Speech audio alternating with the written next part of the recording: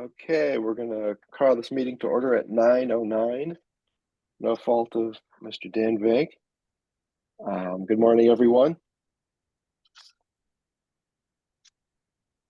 Let's start up at the top. Approval of today's agenda. I think there are no changes. Is that correct, Alan? That is correct. Okay. So can you get a motion to approve our meeting agenda? I move to approve. All in favor? Aye. Aye. Item 2. I'm abstaining because I wasn't present at that meeting. Oh, right. Okay. Yeah, one abstention. Sorry about that, John. No worries.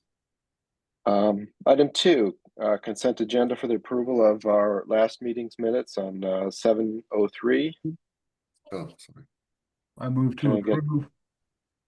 All in favor? Aye. Aye. All opposed? I'm sorry. I meant to say I abstained from the item 2. Okay. So one abstention on each. Well, actually, not on the Today's first one. agenda, because he's here. Yeah, correct. Sorry. Oh, right. Okay. All right. And just so everybody knows, we've got our whole group here except Jo Jean. She's excused absence. All right. Let's start right at item 22. We've got a big group here, so let's just jump right in. Daniel, may I ask a quick question? Sure. I thought we were going to deal with homeowners first before builders. We've got Christopher here, we've got BJ here, we've got Amita here. So I want to get those taken care of as soon as possible. You have an objection to that, John? I just think the homeowners should take precedence. We discussed this previously, but you're the man. All right. Well, we've got Christopher here. Christopher is the man. All right. So let's start at 22. Jerome, are you around? Jerry. Yeah. Could you give us an overview real quick, Jerry? Of item 22? Yeah, please. Just where we are. There's been a long history, and I think you're up on all that. So if you can just give us a quick overview where we are at this point. All right, just give me 1 second. Wow, it's a long packet today.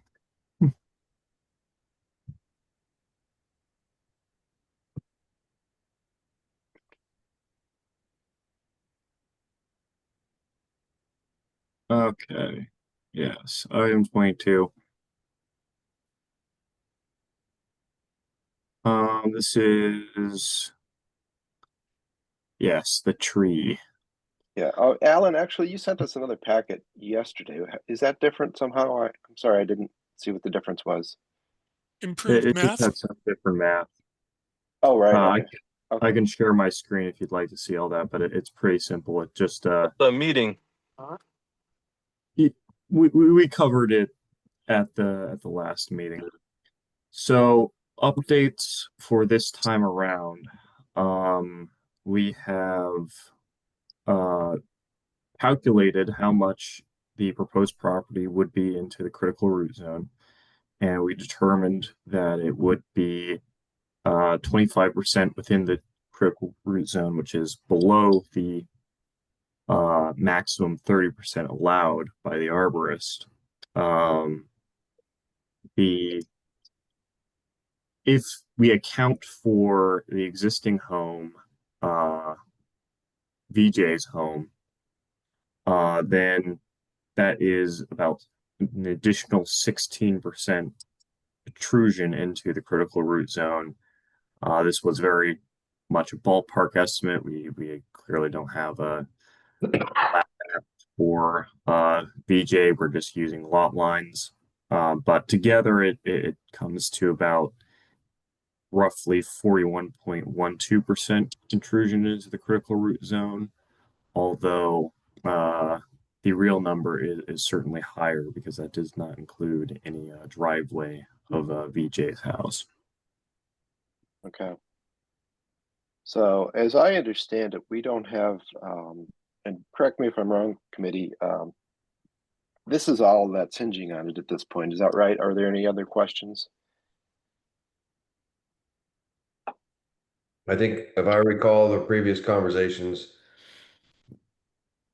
BJ they had satisfied the concerns over setbacks and all that, and we've resolved the stormwater drain and so forth. And it really came down to the fact that this tree is a shared tree, at least a shared tree, if not the neighbor's tree.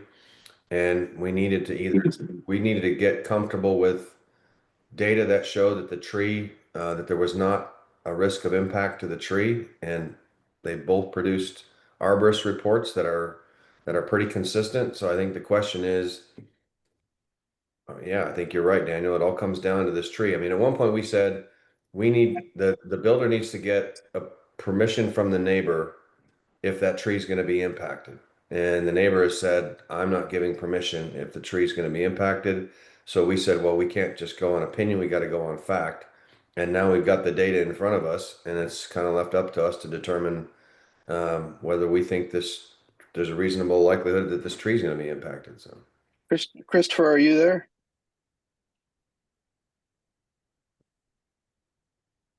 Yes, I am here. Yeah, I had a question about, we've got the 30% incursion into the critical, no, the, which zone is it? critical root zone. Critical Yeah. root zone 30% incursion. So with this new construction, it would take it into what, 21%, I think it was, under the 30%. 25%. How do you consider the existing house that's already, has the critical root zone sort of accommodated that house already, or is that something that we need to take into account? It has I'm talking about- accommodated it. No, it's a good question. It has accommodated it. Normally, it takes trees about 10 years to recover post construction to either die or adapt to their new critical root zones, like Okay. limitations. So when VJ's home was built, it did take out a chunk. So our new 100% has, the new 100% of the critical root zone has to exclude that. I think somebody just said 16%, which seems reasonable. Okay. So it does have to account for that. Also, a good thing to keep in mind with the critical root zone, it's an assumption, right? Like the roots aren't going perfectly out, filling the critical root zone. They might Like, follow a water stream or the underground exactly. water. Generally, we get a lot of stronger roots going downhill than uphill, but we get better attachment roots on the uphill to help the tree not tip over. It's complex, but essentially, I hope I answered your question without rambling too much. No, that's perfect. That's exactly what I wanted to know. I also would like to know if. Can I, excuse me, Daniel, can I get clarification? I didn't really hear whether we're considering the existing home in the critical root zone, theoretical 30% zone or not. It's Christopher's opinion that we do not consider it. Is that correct, Christopher? And I'm sorry, I got confused in the middle of that. Could you ask the question again? Go ahead, John. The question of whether, just to clarify, whether the existing house at 16 Louisview Drive should be considered in terms of the critical root zone 30% incursion. Should we consider that or not, in your opinion? I think we should consider it. Like, say the critical root zone is 100 square feet. His house takes out 17 square feet. So now when we figure out 30%, it's going to be 30% of the remaining 84% or 84 square All right. feet. Well, I've just done that math, and what it works out to is we're looking at a critical root zone of that's 8,776 square feet, which would put the proposed construction right at 30% at 29.87% of the critical root zone. So still under that 30%. What I heard him say too was if both these houses were being constructed right now, then you'd need to take into account the footprint of both houses in that critical root zone. But the existing home was constructed more than 10 years ago, And so the critical root zone, if there had been damage or effect to the critical root zone from that house, that would have materialized by now. So that we don't weight the existing home with the same effect that we do with the new home being constructed. That's how I Yep. heard it. Yep. Is it? That's what you're saying, Christopher? Yeah, that's what I'm trying to convey. Okay. All right. And Um, Christopher was the one, he prepared the report for the neighbor, correct? I believe For so. for VJ, yes. All right. Well, I mean, if the math is all adding up to less than 30%, and we're hearing from the neighbor's arborist that the existing home, any impacts to the critical root zone would have materialized by now, and the neighbor's arborist has said as long as we stay under 30% of the critical root zone and put protection measures in place, then the likelihood of this tree surviving is pretty high. Is that where we're at today? Yeah. Yeah, that's what all these like numbers are supposed to set up is a situation where if we follow it, the tree should survive based So, off like what we've seen in the past. So, Christopher, are there special precautions that would help this tree in the construction process that we should adhere to? Yes. It's really critical that like there's what do you call it? How is this failing me? We need to do root protection measures in place, and then it's good to have an arborist, certified arborist, review the site occasionally to make sure that like when they cut the foundation, they're not cutting beyond those critical points. Like it's real easy to start drifting with your excavator where you're cutting. So there's certain things like So, we can put fences up to make sure we don't cross certain key lines so that we can protect the critical root zone. Certain things like that can help out a lot. Could do you have a standard plan for a situation like this, or would you have to customize? I do have a standard plan. It's laid out in the report that I gave VJ. Okay. And then there's also just like we can go further into it. The report I wrote was more talking about how to protect the roots, but not going into a formal plan for this site on how we should lay out the fencing and whatnot. But there is a good general overview in the report that VJ has. Well, Okay. I will say that during my erosion control inspection is when I enforce all of our tree protections. And in this case specifically, I will be giving extra due diligence to the tree in question. I will be ensuring that there is orange netting up around the area laid out in the arborist report. That's Can we, perfect. Yeah. could we dig into this just a little bit more? May I ask Jerome to pull up page 5, please? I'd like to discuss the structural root zones. There's 2 of them by the earthworks arborist and then the aboriginal arborist. Jerome, could you please pull that up? Yeah, sure. Let me share my screen here. Did you say page 5, John? Yes, please. Fine. So page 5 of the arborist report. No, page 5 of item 22. Okay. You just passed it. There it is. Oh, the circles. The circles. Can you zoom in on that a bit so we can see it, please? Quite a bit. To me, it looks like the structural root zone will be impinged upon by the excavation. I think what we're looking at is the house eave overhang and then also the foundation on that. And then when they get in there to start excavating, they probably have somewhere in the neighborhood, a 5-foot wide trench. And what it looks like to me is that that 5-foot wide trench is going to end up inside the structural root zone. Would we feel comfortable making a suggestion here, asking the builder to slide the structure because he has 8 feet 3 inches on the right side of his house? Could we ask him to slide that over to the setback to the 6 inches? Well, he's only got 5 foot on the, if you look at the one corner there, he's only got 5. Oh, you're right. You're right. Never mind. There's Well, also that is a another, green space there, right?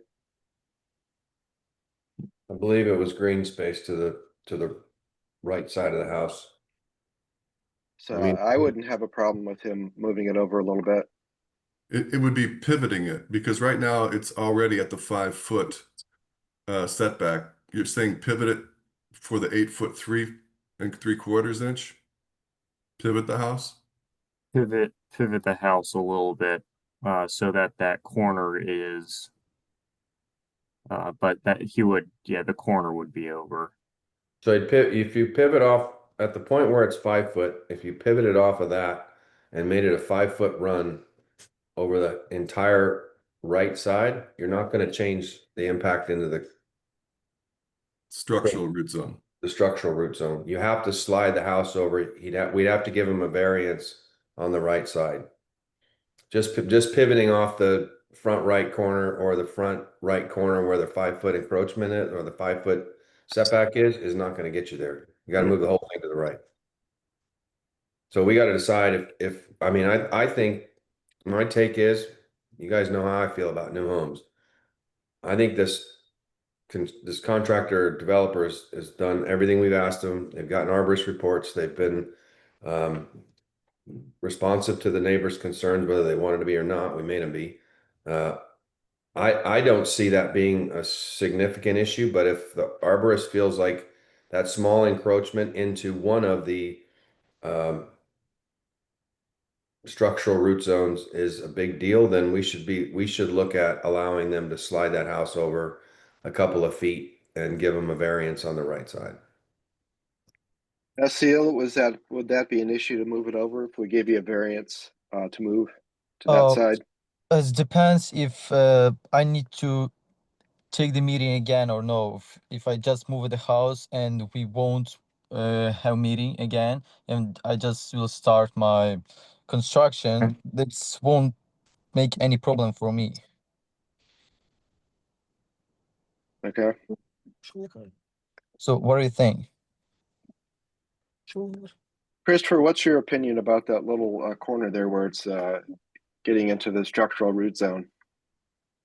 We're looking at the structural root zone on the hemlock there where it intrudes just a little bit there. Yeah. Structural root zone.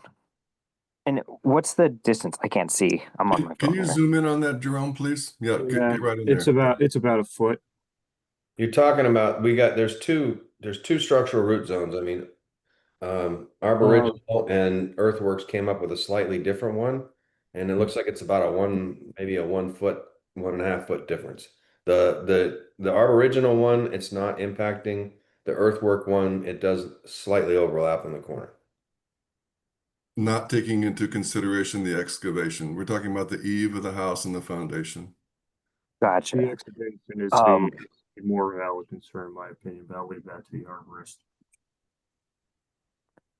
Can you say that again, please, Jerome? The excavation is a more valid concern than I think a little bit of intrusion, because any excavation you're going to see a foot on either side, right, for access. So that is going to, the impact will be larger than the lot line by a little bit, by about a foot.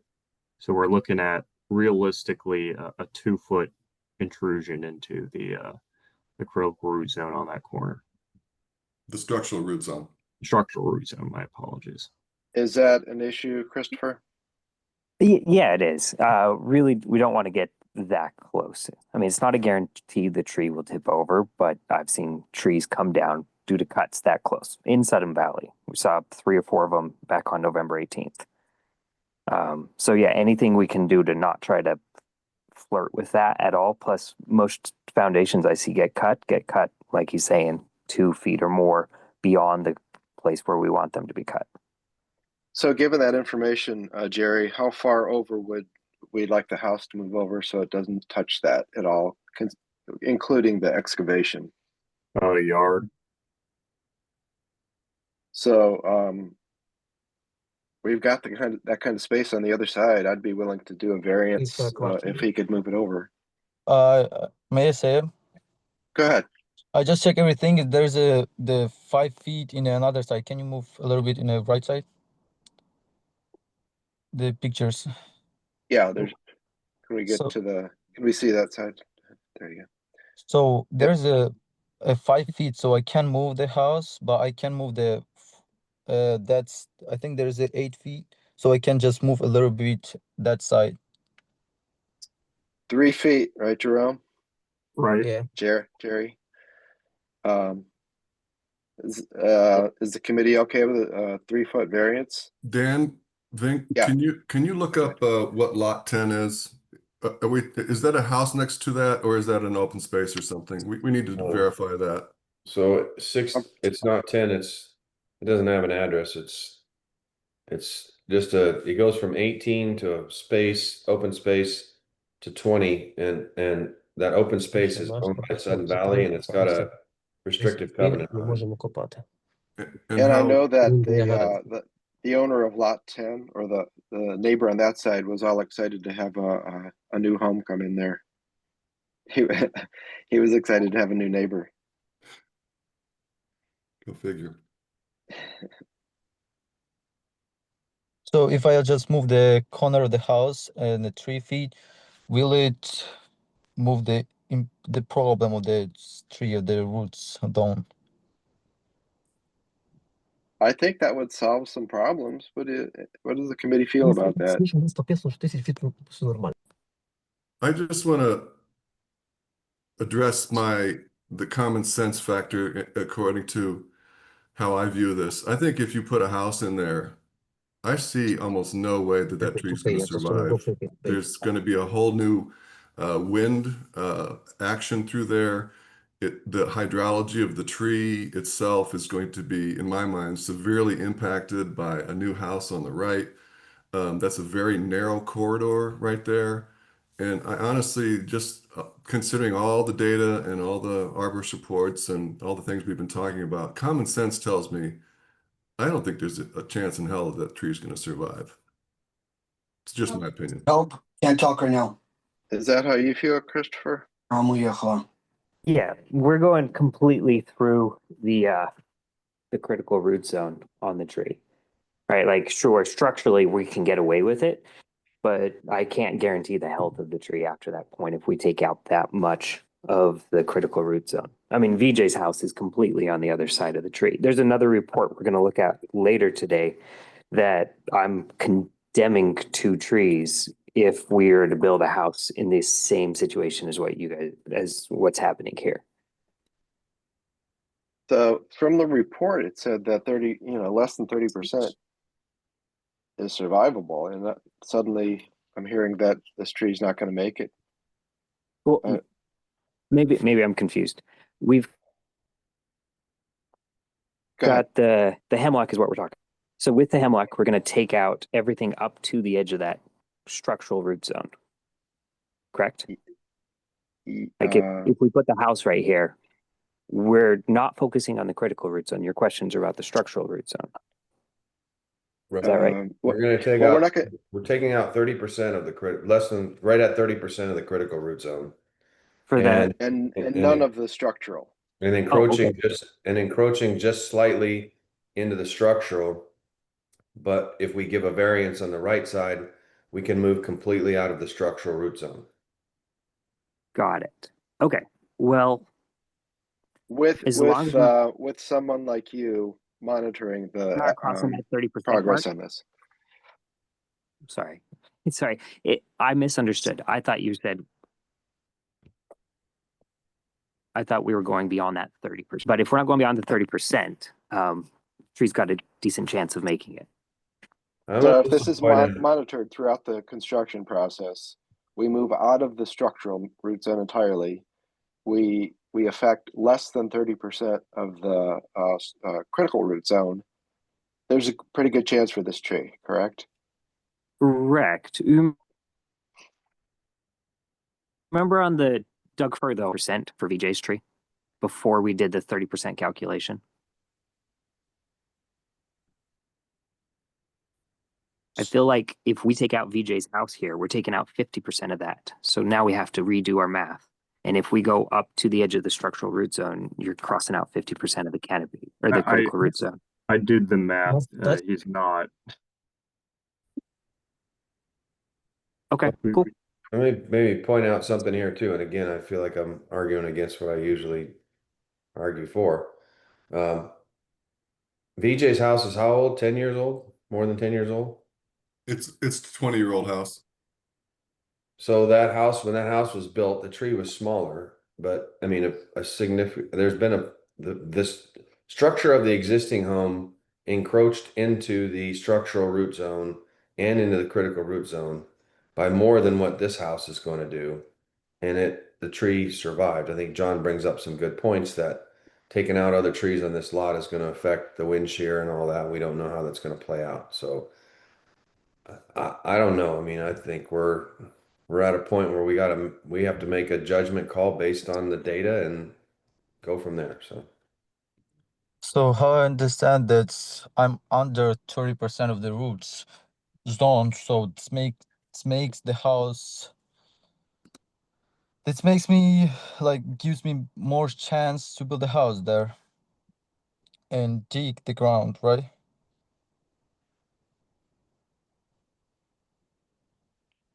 I'm not sure what your question is, but I think if I were to have a solution to this, and this is open to discussion, I would approve this with if the house were moved completely out of the structural root zone, there was a monitoring system put into place to ensure that the critical root zone was not damaged more than it needed to be, or any part of the tree really.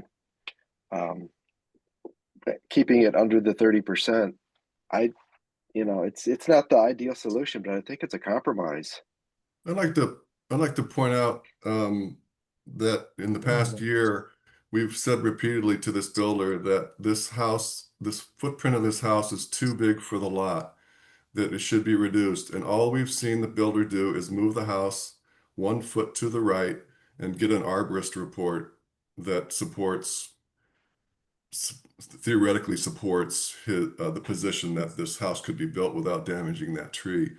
It's my opinion that this house is still too large for the lot. There is also slope on the tree, so it's like on my land, there's a slope, I think 6 feet from the tree. So there's a big number according for those woods. So then I'm gonna dig the ground.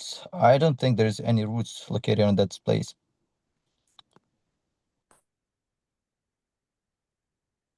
Well, I think there is. I mean, it's just a matter of opinion. We don't know what's underneath the ground. Yeah, Christopher doesn't know. No, I don't. So, Patrick, you have any views on this? Well, in looking at the past things, we've never denied anything or made a requirement that he needs to reduce the size of the house.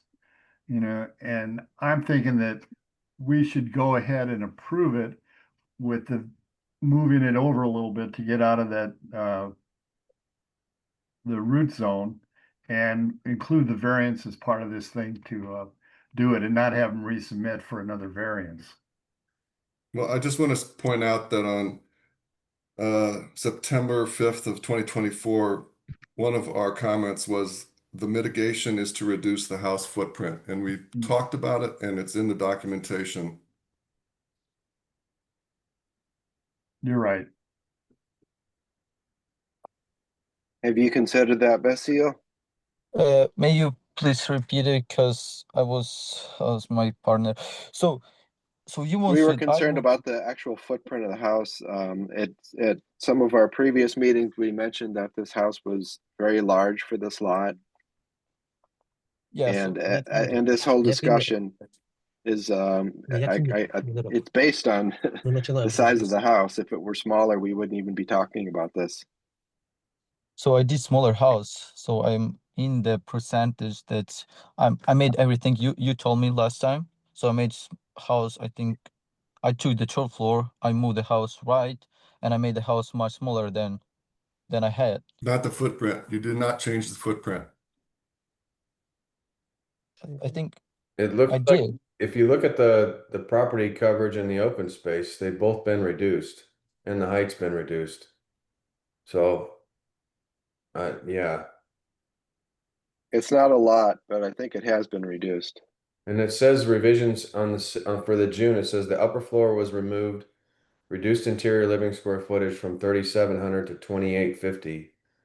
So they did drop the square footage overall by 1,000 square feet. 2,850 is, it's not a small house still, but that's pretty average So size house. let's discuss that for a second. This house has 3 floors. Are they saying that there used to be a 4th floor on the top that they removed? It's got a 1st floor, a 2nd floor, and a basement floor. I'm looking at page 23 and so forth. I don't see where this house, it doesn't, that particular comment doesn't impact the footprint. It just kind of begs the question. It's like page 27, there's a 2nd floor in this house. They said they took a whole floor off of this house. I don't see it. There's only 2 floors, the base floor and the under that. There are 3 floors to this house. Yeah, I'm looking at 3 floors. It's Wait, got, I sent got a 2 basement. floors. It's got a basement with 2 bedrooms and a common area, a main floor with a garage and a bedroom, master bedroom and living kitchen, and then a 2nd floor that's got a couple bedrooms and bathrooms. So So page 24, page 25, and page 26 show a basement floor plan, a main floor plan, and a 2nd floor plan. The seal, are these up-to-date plans? Yeah, I sent the updated one. I don't know what it's doing there. The one on screen, is that your current plan? No, I sent a new one. I don't know what this plan's doing there. I sent with a 2-floor house and All So right, that whole top sounds floor like is gone now? let me try and find the updated elevations for you then. I sent it. Seal, are you saying that whole top floor is off of there now? Yes. And we also made it smaller. I don't know why it's not showing in those documents. It must be there.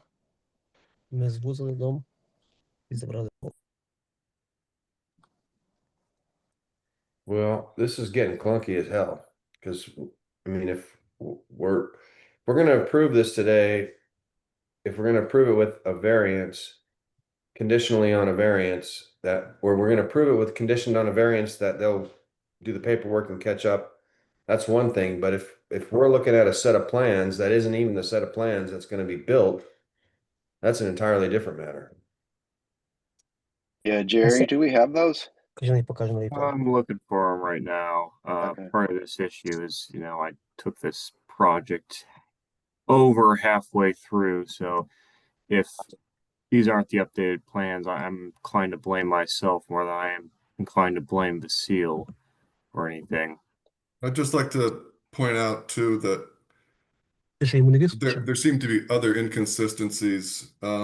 Page 3, it says the east side setback is 8 feet 3 3/4 inches, and it's not, it's 5 feet, clearly shows it on page 5. And it says the west side setback is 15 feet 2 1/4 inches. It's not, it's 10 feet 9 inches. So there are inconsistencies here about what they're saying, that their setbacks are bigger and smaller. Well, that's significant, John, because the numbers I see here are okay, within our policies, but if those numbers that you just read off are And- accurate based on, I guess, the drawing, that's not even at the 20 feet. Look, I sent it like a month ago, the new plan that I made it. I don't know. Could you resend that to me? Yeah, I think you even respond that I'm checking this. I think it's in May 2027. I sent it for July 5th meeting. And there's everything for that plan. I'd like Yeah, to, I'd like there to point is. out that we've been 30 minutes into this conversation right now. Yeah, there is. I found that's what I sent you, and there is a two floor house, and yeah, and What was the date for that? May 27th. May 27th. May 27th. I wasn't working here. May 27th. Okay. I can send you again if you want. Yeah, May 27th was before I was here. So it's likely I just missed that. I can send you again right now. So. Yeah, if you would.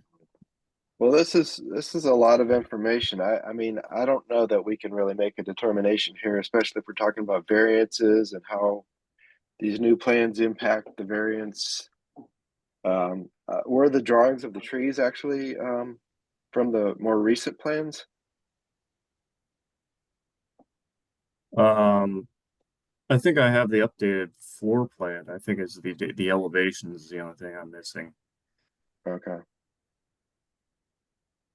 But we don't have that right now. Joel Carter had them, but they never made it their way to me. I mean, if you'd we like, might have we Go can ahead, double sure. back on this at the end of the meeting. Once we have everything a little more organized, I think it's unfair to Vasile to make him resubmit because of a clerical error. So I have sent it like just recently. I don't know. Have you gotten? Not yet. Not yet. It sounds Al- like Alan? we're kind of moving on a path towards approving this, but I'm uncomfortable doing it with the data set we have in front of us. And we want to be able to Yeah, look at what's actually going to Yeah, be we don't have the built. documents that we need to approve this because But we're I'm actually also- signing off on documents that we don't have. Also, think we should, if he sent this stuff and it just kind of fell through the cracks in transition or whatever, I'm think what I heard Jerry say is can we just put a pause on this and That's come what I back was, that's to what I maybe was going to ask Alan about it. Okay, do you know, Alan, can we just put this on the table for a while and come back to it? Absolutely. come back to it at the end of Okay. the meeting once Sure. Jerry's got a chance to review the notes? There's been no motion made, so we could just come back to this. Yeah, I'll just indicate a pause and we can pick it up afterwards. All right. Okay. May I ask, we have the homeowner here and he hasn't chimed in yet. So before we put this on pause, I'd like to ask Vijay and Amita to weigh in on what we've discussed. Yeah, hi. Thank you for that. I wanted to say I appreciate the careful deliberation of all the facts and the information that has come in. You don't have all the facts for whatever reason without pointing fingers. I think this should be resubmitted because everyone should have a chance to look at the new information. And I think you're sort of squeezing it through. It's not fair on the other people on this agenda who have not been given fair time. It's coming up to 1 hour since this was addressed. So I think the contractor or the landowner would need to resubmit. So wait, this what we're moving right now. You're just moving everything for your side. You want to make me resubmit it, and I won't Yes, do that's the a house. responsible way, You Vasil. want that I won't build the house this year. We're not we didn't make any determination on that yet. Right now we're waiting for Jerry to get the documents that you already sent. So Amit's suggestion is not necessarily what we're going to do. So we'll table this for now, and once Jerry gets those documents, we'll look at those and make a determination then. Vijay, I have a question, and the question is, I would like to look at Vasil's plans before the committee approves in whichever shape or form, and that's not been made accessible to me. And why is that? Because it directly impacts us. Well, we haven't either, but once we get them, we'll look at those when we review this in a few moments. But we need to move on to another one, and we will come back to this. There's been no action on this one yet, so we will come back. Alan, is Our next door neighbors like VJ, do they have a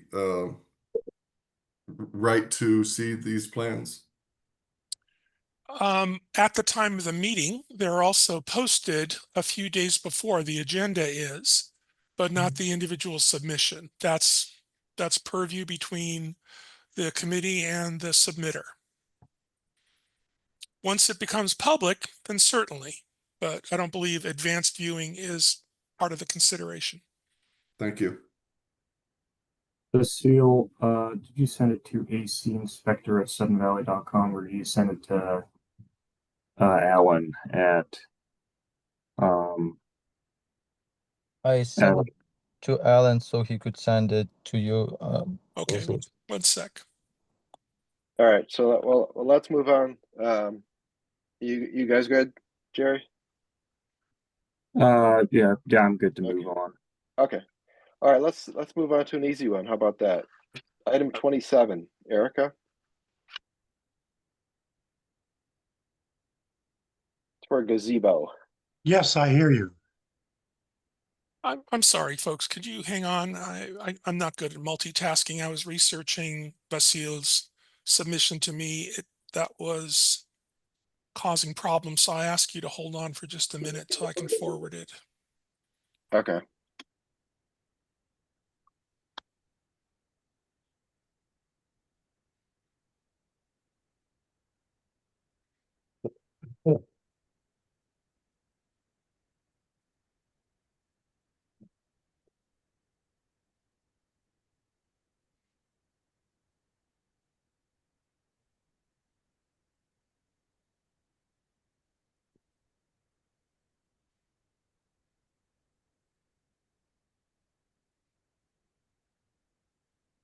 Okay, thank you for that. All memos have been forwarded to Jerry. We'll let him go do that. Daniel, where are we going next? We are going to item 27, Erica. Did I say 27? Yeah, 27. One Huckleberry, got it. One Huckleberry Court. Got a gazebo. We didn't go out and look at this, but I don't think it was an issue. The fence is going to stay, so it's basically just replacing the hot tub with a gazebo, right? That's right. Yeah, I'll make a motion to approve. Any other comments? All in favor? Aye. Aye. I will note Opposed? that fence is not a Sun Valley compliant fence, but that's not our fight for today. So We have plenty of other fights. Okay, all opposed? Okay, thanks. You're good. Okay. Thank you.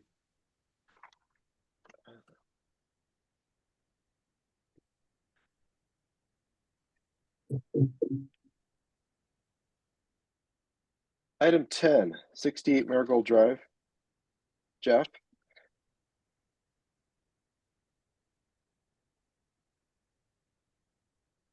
You there, Jeff? Jeff Stanley. Jeff S. Does my committee have any comments about these paint colors in the gutter? No, unless there's any further discussion, I would move to approve. Any other discussion? Did you want to ask about the parking pad?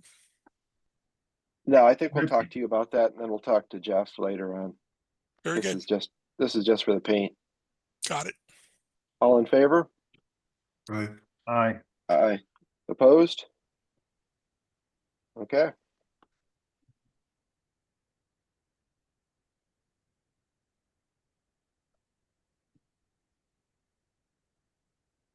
Item 15. Robert? 11 Eagle Crest Court. Yes, sir. I think we saw these trees, is that right? Yes, we did. Oh yeah, there was some damage, right? Yeah. Those trees are in bad shape. Three of us visited there, and How much are you selling the firewood for? I mean, if you guys want to come out and haul it, it's all yours. No, we looked around. It looks like extensive remodeling going on inside the house there. Was that all? Did you have a tree hit the corner of the house when that storm? We had 2 trees go through the house. Okay, so Wow. having to do You all got that hit hard. Yeah, we're still dealing with insurance and the contractor, and it's been a thing. It went through the house. It nearly hit my wife. Wow. Yeah. Well, considering all that, we appreciate that you did actually flag the trees too, although they probably would have been obvious to us, but we do appreciate that. Oh, yeah, no worries. Well, we're glad that you all are safe and that you're rebuilding your house. I would move to approve item 15 as submitted. All in favor? Aye. Aye. Opposed? Okay. I'll be by with my pickup truck. Yeah, I mean, if you want to haul it, it's we're obviously not going to be using that fireplace anytime soon. So Yeah, well, Whose pickup truck? I've got a neighbor. He's got a neighbor. All right, thanks, Robert. Yep, thank you, sir. Okay. Item 16. 16 and 17. Bobby with 1 Indian Ridge Court. Yes, hello. Hello.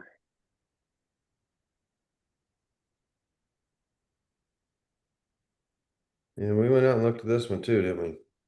We did, yes. Yeah, I think we talked to you a little bit about the extent of the fence that would be visible on Sudden Valley Drive. I had concerns about that. One, because Sudden Valley Drive is a very busy road, and we really discourage fences at all, really. And this one, as proposed, runs the whole length of your property, facing Sudden Valley Drive. That's generally not something that we do approve. Committee? Yeah, well, one thing, I mean, we were talking about, or I guess you were talking about maybe moving it up a little bit, making it smaller. No matter what, it's going to be visible from Sudden Valley Drive. And it's just the topography of that lot. There's nowhere else to go ahead and put that. And I would go to approve it the way he submitted. I would agree with Patrick. Part of me feels as if this is done right, and I believe that Robert and Anna Lynn will make sure that it's done right. It's sort of an example to the community, like this is what a fence is supposed to look like around here. You know, hog wire that's painted white or green. You know, with the proper construction, wood construction, and so forth. I would suggest, however, that if we want to make an adjustment to this committee and homeowner, that instead of a 5-foot hog wire fence, maybe a 3-foot or 4-foot hog wire fence, something that's not quite as big. My bottom line is I think this is going to frame the house very nicely. I think it'll look nice from the street. And again, I think it kind of gives people an idea like that's what it's supposed to look like, not all this other crap that people put up that's not approved. What does the homeowner feel about reducing the height of the fence? Yeah, so primarily you know, with our senior dogs, going too short or too low, maybe to 3 foot would be, you know, accessible for them depending on how excited they feel that day. But 4 feet's you know, that's a possibility. That's something that you know, they wouldn't be able to, you know, climb over or jump over.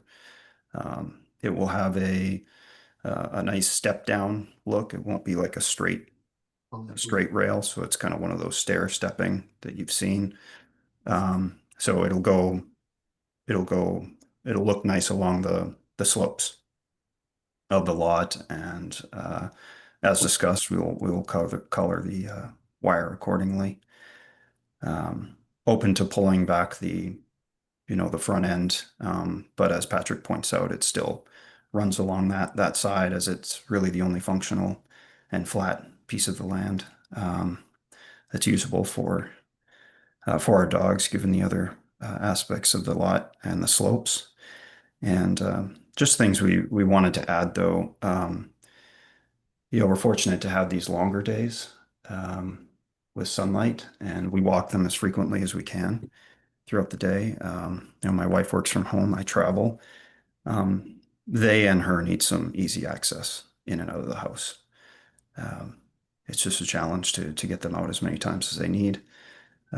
Been a few accidents because of that, and so having some access is just really important for them and her. Thank you. My thought on, I mean, I Go ahead, don't like Dan. fences as a, I don't like fences as a rule, and I really don't like front yard fences. I think there's room to pull this back. I mean, it runs the entire length of the front of the yard there. Maybe if it was pulled back, lowered to 4 feet and more framed like around the deck area and not extending all the way out pretty much to the road, I could hold my nose and let you guys vote in favor of it. But yeah, I don't know. I mean, we live in a forest, we live in an open space. All these fences going up is kind of counter to that. So that's my 2 cents. Yeah, Yeah, but I think, go the ahead, Patrick. but the area that's really the most usable for them is that part up the front that's flat or flatter. Right. Right. And they don't have on the right side of the house, there's no space there to build a fence or a dog run, and as well as the back of the house, other than what they've already designed. So really they're kind of stuck with the left side of the house. It doesn't really go all the way up to the street. It goes part of the way up the driveway, and then there's probably another 15 or 20 feet to the street. Well, ever since I've been on this committee, we have turned down a lot of front yard fences. We've turned down some backyard fences too. And to your point, John, I'm not looking at this as like an example of how you're supposed to do it. This is an example of what we don't want to see, is a big fence in the front yard. As soon as we get this, everybody's going to point to this house and saying, okay, the ACC approved a front yard fence. Regardless of the fact that they have limitations on their property. I mean, I can't put a swimming pool in my yard because it's all on a hill.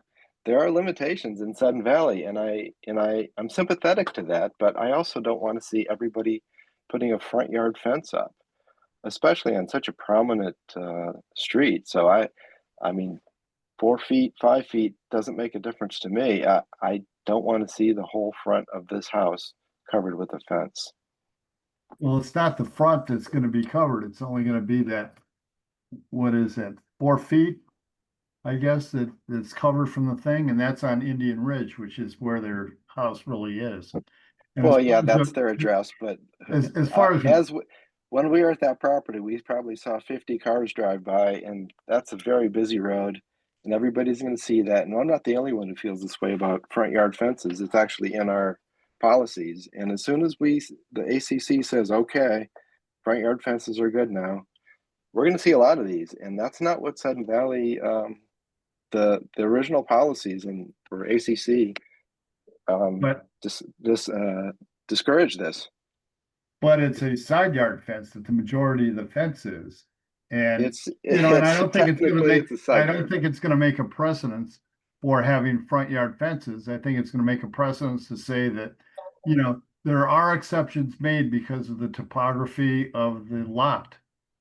And, we don't approve front yard fences, but there are exceptions, and this being one of them. And we have Yeah. approved in the recent past a front yard fence for on a similar lot where there's no side yard and no backyard for a fence that can contain their 6-year-old autistic child. So we have made exceptions, and we're actually looking at today another submission for building the fence right up to the neighbor's property line. So we can make exceptions, and we have made exceptions to any real or perceived front yard fences.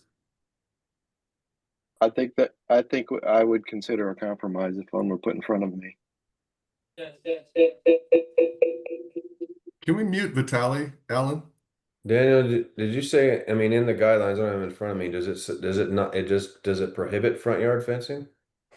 It does not prohibit. it says, I don't have the wording in front of me right now, but it's discouraged to have extensive fencing. Yeah, I'm with Daniel. I think if it was a smaller footprint and a lower fence, yeah, I'll let you guys vote for it, but I can't vote for this one, so. Well, I think you would go for the 4-foot fence, wouldn't you, Bobby? We would, yes. And the second item is the stair stepping off. Yeah, the I think we lower don't deck. have any issues with that. No, and so the point being is that the fence runs around that to add access to because we originally looked at stair stepping towards the front because this is on the side, but towards the front direction, but it would be more visible, and we have like a washout line there that the steps were going to interfere with or meet on the ground, and so elected to stay away from that utility area and visibly tuck them around the backside, and that's why the fence ran back and around to allow access from the stairs down into the yard and then to the most functional piece, which is that flat spot on the side front. So that's kind of the reason for the layout. And we didn't want to tuck it. We tucked it up the hill as much as we could, but you still want to be able to walk around the deck rather than only have to walk under the deck. If that makes Did you say you have 3 elderly dogs? correct. Yeah. I mean, that's a big dog run for 3 little dogs. Yeah, again, it's just giving them the most functional piece of the lot, which is that flat piece that's at the front side. And they're still active, but they're seniors, so they're still mobile. My bottom line is that we're going to need a compromise. I can't approve this even if it's 4 feet high. I'm not sure where Dan stands or Patrick. It sounds like John and Patrick are good with it as it's presented, but I could not vote for this even if it were 4 feet high. Is that a Would- motion? Would the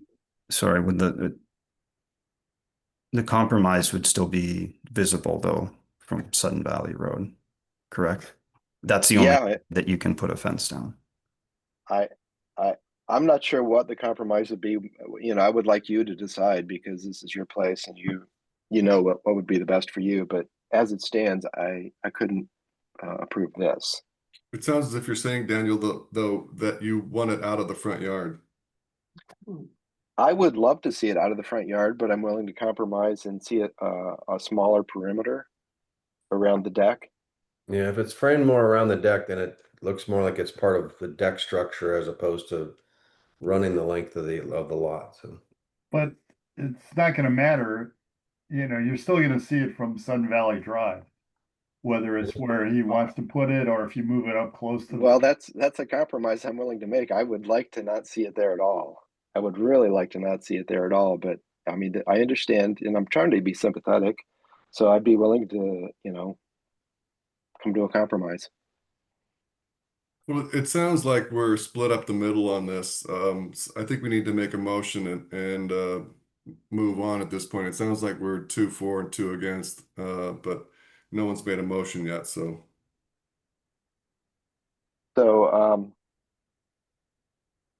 Yeah, go ahead, John. Were you going to make a motion? nope. Another idea would be to table it and resubmit it when Joe Jean is available to give us 5 people. Yeah, we could do that. Well, we could deny it, and maybe you can come back with the compromise, and then you guys okay with that, or do you want to table it? Well, if we're split up the middle, 2 for and 2 against, it does not pass, so automatically it's denied. Right. Would the compromise still be able to include the flattest piece of the lot, the area of the lot, even though it's off the deck on the towards the front end? That's that's really the piece of the whole lot that we're trying to access. If we pushed it further back from the road, tucked it closer to the deck, but not all the way, and still have access to that flat piece.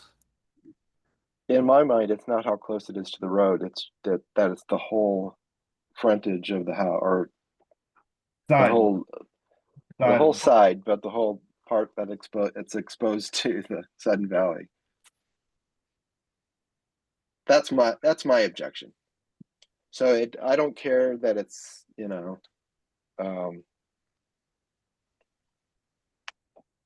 I wouldn't care if it's 4 feet high. That wouldn't make a difference to me. The whole problem for me is that it looks like it's the whole perimeter of the property from the street. I have the same thought, but I also think if you did lower it by a foot, it just kind of cuts down the profile. If you can cut down the profile, That would help. frame it around, more of the deck, less of the entirety of the front yard run.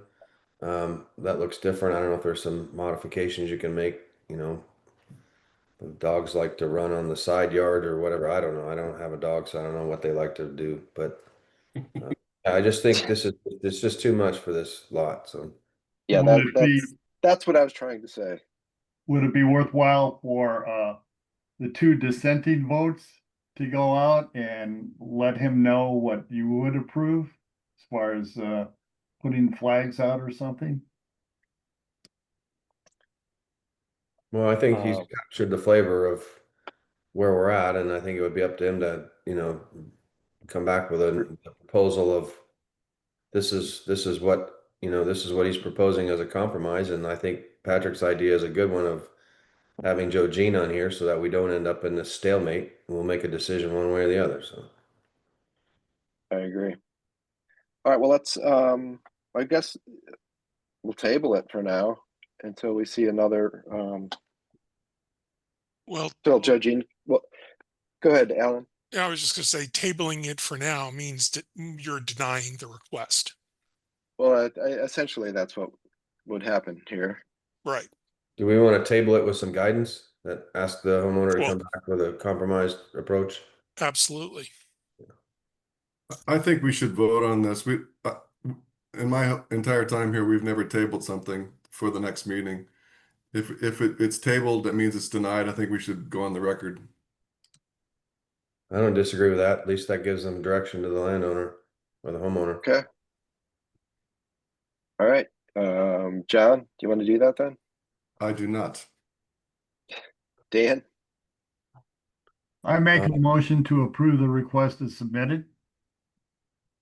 All in favor? Aye. Aye. All opposed? No. No. With the request that the homeowner come back with a compromised fence that's lowered and a smaller footprint, and potentially stake that so we can go out and take another look at it, and hopefully we can vote on it the next time when Joe Jean's here. So item 17 is essentially denied. That is item 17. Yeah, 2 yes and 2 no, Alan. Sorry. Item 6.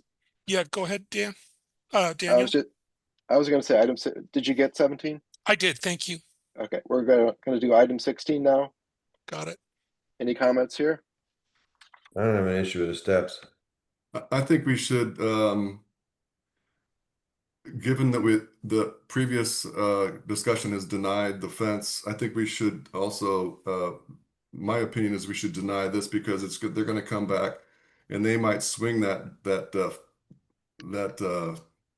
staircase so that it spills out to the front of the house.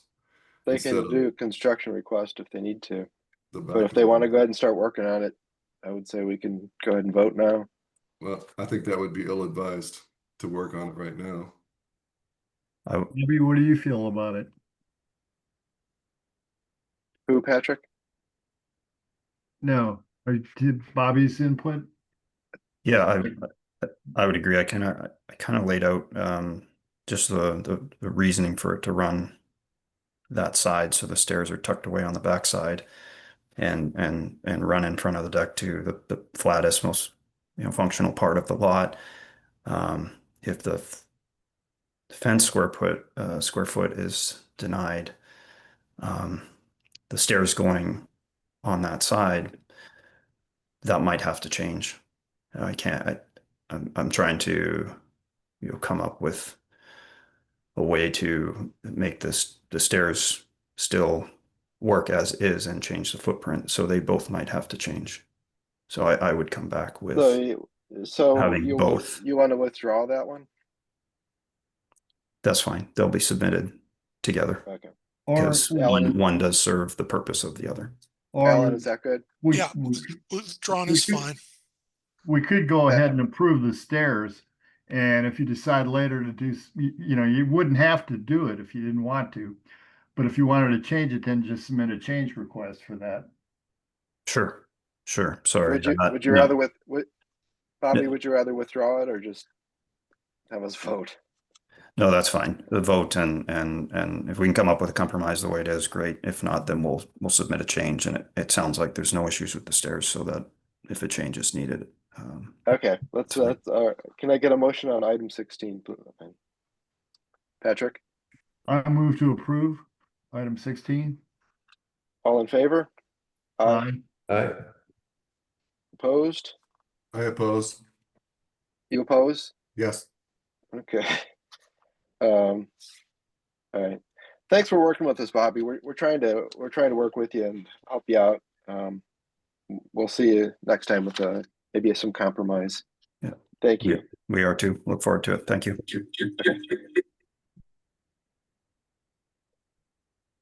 Can someone mute Vitali, please?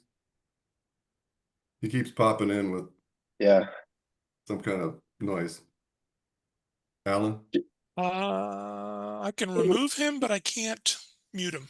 Well, really? Yeah. You can go in on the feature there. There you go.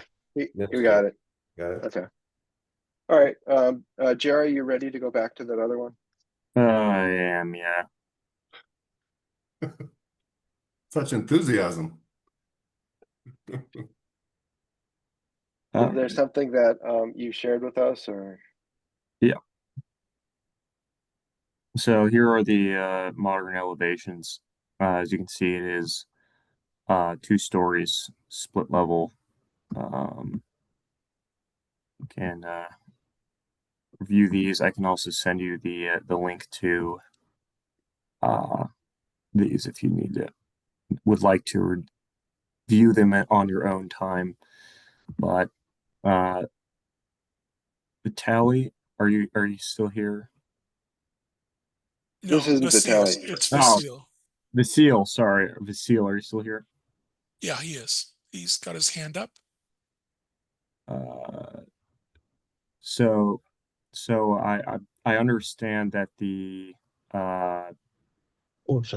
floor plans I had were accurate, but the elevations were not. So here are the elevation. As you can see, it's not huge, especially from seeing him from the front elevation from the roadside. I'm not sure what we're looking at. What's the pink stuff? Oh, that's just a code for the builder, for the material. It's just a color coding for that. Okay. So right now, what we're looking at is a main floor and a basement floor. There is no longer a second floor. Is that correct? That is correct. Jerome? That is correct, yes. Thank you. And this, so the footprint is the same as what we saw with the tree and the critical root zone. Is that right? That is right. So it would still need to be moved over about 3 feet. And what's the new square footage of the living space, just for the record? Using their numbers, it would be for the main floor 1848, and for the basement it would be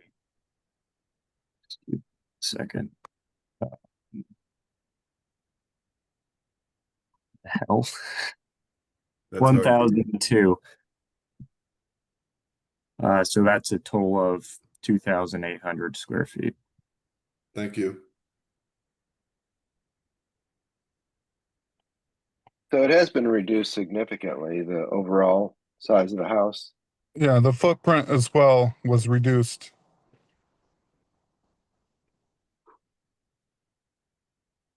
I don't see that, but You don't see the footprint, John, reduced? no, I can't. I don't have it in front of me and it looks very tiny. And I don't have like a side by side of what the page 5, what the footprint is and whatever we're looking at here.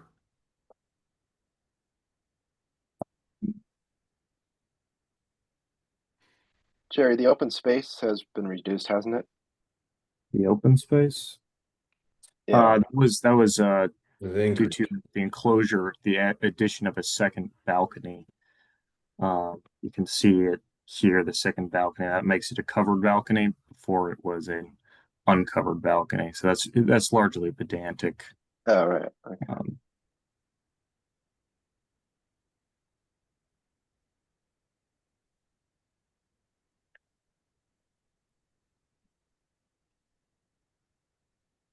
All right, so the actual footprint hasn't really been significantly changed then. Is that your view, Jerry? That would be my view. Okay.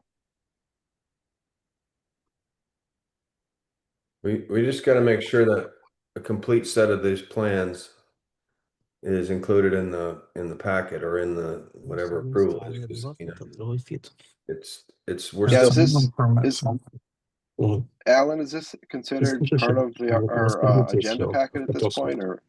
It is. Hey, folks, we can hear you. Mute yourself if you're going to have a sidebar conversation. Okay, sorry. Thank you. Daniel, to answer your question, it can be. We can reproduce the packet for 18 Louise View and send it out to the ACC after the fact and make it part of the record. Okay. Yeah, I'd like to see that. I'd like Sure. to make sure that like the plan set and like the floors, it should only have the 2 floors instead of the 3. So yeah, we're gonna do it today, contingent upon that. Then we need to see that. So Yeah, and also if we do include a variance on this, we need to show some indication of that. I'm not sure how to well, a variance would be define that. You would approve it contingent upon submittal of a variance, and Jerry and I would work with Vasile to submit that, and we can let you know that it has been submitted. The question is what the number is, so the number of feet that Sure. we're Okay. going to encroach on the right hand side. And once you And do as that, far yeah, go ahead. and as far as what Christopher talked about is a mitigation plan for the tree, are you comfortable being part of monitoring that Well, that's really a Jerry. with Jerry? I don't know. Yeah, it's a Jerry question, and Okay. I think he indicated he normally check. I don't want to speak for Jerry, but what I heard he say is he normally does that, and maybe he'd be willing to step that up a bit. Jerry?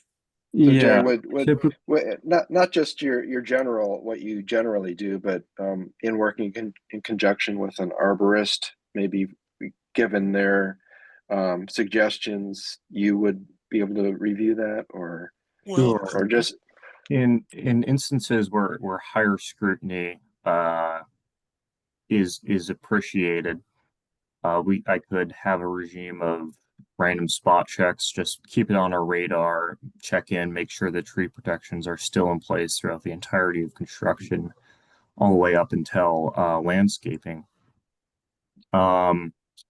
As for what I can do, again, just a higher degree of diligence on making sure tree protections are in place, and more site visits as well is something I could do to ensure that this tree is protected. So it sounds like an arborist would outline what would need to be done. Would you? I'm not sure exactly how this works, and before I make any kind of motion, I would like to ensure that, and maybe Christopher, you can chime in. Maybe an arborist would lay forth a plan that Jerry, I guess you can maybe do some observations, but you might have to coordinate with an arborist to ensure that these things are done. Is that sound like something sensible? Yeah, the plan I had was just to ensure that there's orange construction netting uh, along that ring, along the critical or structural root zone to ensure that there's no that remains in place throughout the entirety of construction and that there's no excavation beyond that point. And Just beyond that, Christopher, are you with us? I am here. I'm sorry. I was looking at a pine tree. Okay. What, I would what accept property that are you looking at? excuse I from just had only this you. quietly in the background so I could hear my name. We're still on 18 Louise View. A question about monitoring the progress on excavation for the critical root zone. Is there something extra you would have to do that once they're in the under 30%? Is there something that an arborist would need to do to confirm that there's nothing going beyond that, or are you just, would that be something? Would you only be looking at sort of the structural root zone? Does that make sense? So I'd be looking at two things. One, we'd be looking at the structural root zone. That's an absolute like no go. Can't violate that area because Okay. we don't want the tree to uproot. And then the critical root zone, that needs to be established well before what portion of that like 30% might be trespassed on. And then, yeah, the orange fencing needs to go in. And then there's a lot of good faith expected that, you know, all parties involved aren't going to violate those critical root zones. I Or would like, also, you know, go into the orange spaces. But as long as those are established and everybody does what they're supposed to, that's great. Those orange fences are notorious for being ignored sometimes. So it's just good at key points like the day they do the excavation or cement pouring, like foundation pouring, that sort of thing. Those are good days to have an arborist on site. It's not necessary. It's just a little bit of like overwatch just to ensure that everybody understands why we have the fencing in place. If At the pouring? If we're really concerned about the orange fence being violated, I could see some sort of backing being installed alongside the orange fence, such as chicken wire. Would that be agreeable to you, Christopher? Oh yeah, like I mean, the orange fence is not the issue. It's just everybody understanding that it needs to be respected, for lack of a better word. So the orange fence doesn't really provide protection. It just puts a barrier, a boundary around, I guess, around it, right? Yeah, it's a visual barrier. Yeah. Like any sort Okay. of visual barrier is what's needed. It doesn't matter if it's orange or chain link or whatever. Okay. Yeah. As long as it's respected, you don't even need an arborist on site. It's just there's a reputation of pushing the limits, which is why I Okay. don't really want to give up 1.5 feet in the structural root zone. Well, we appreciate your advice. Do we want to have Jerry or Christopher present when they're doing the excavation? Specifically in that area right there? We can have Jerry there. The only caution I have about using Christopher and as valuable as he is, his time's not free. And so I would be reluctant to ask him to participate in this going forward unless we Well, have. I mean, that could be a requirement Of the builder. Of the builder, yeah. I was just gonna say. Well, I'm happy to be paid to do it though. Like, Okay. I would like to also say that if this were to proceed, that they should use an air digger versus a mechanical digger around close to the structural root zone. That's a significant requirement. Would you be okay with reducing that requirement to hand tools and an air digger? Yes, no like backhoes and all that stuff. You know, they're going to just tear into roots and then say, oops, we just cut a root that's a bit larger than 2 inches. So yeah, air digger and hand digging tools would be acceptable. Even if we move the house over out of that zone? I think the simplest solution is just going to be to grant the variance and move it over. That's going to be the least onerous. Speaking from as from common sense, rather than renting an air digger. Yeah, I think with the variance, we should, as long as we're out of that zone, I think we don't need to have that requirement also. So would we move forward with this? I mean, we've taken a lot of time and several meetings over this one. Everybody's gotten their arborist report. We're hearing very clearly from the neighbor's arborist that there is an acceptable way to do this construction, just staying out of the structural root zones and not over impacting the critical root zone. In order to do that, we would need to grant a variance to the builder to move the house several feet to the right out of the structural root zone. So we could move forward with a motion that said we would approve this contingent upon the builder submitting a variance request that we would allow for up to a 3-foot variance on the right side to move the house footprint outside the structural root zone.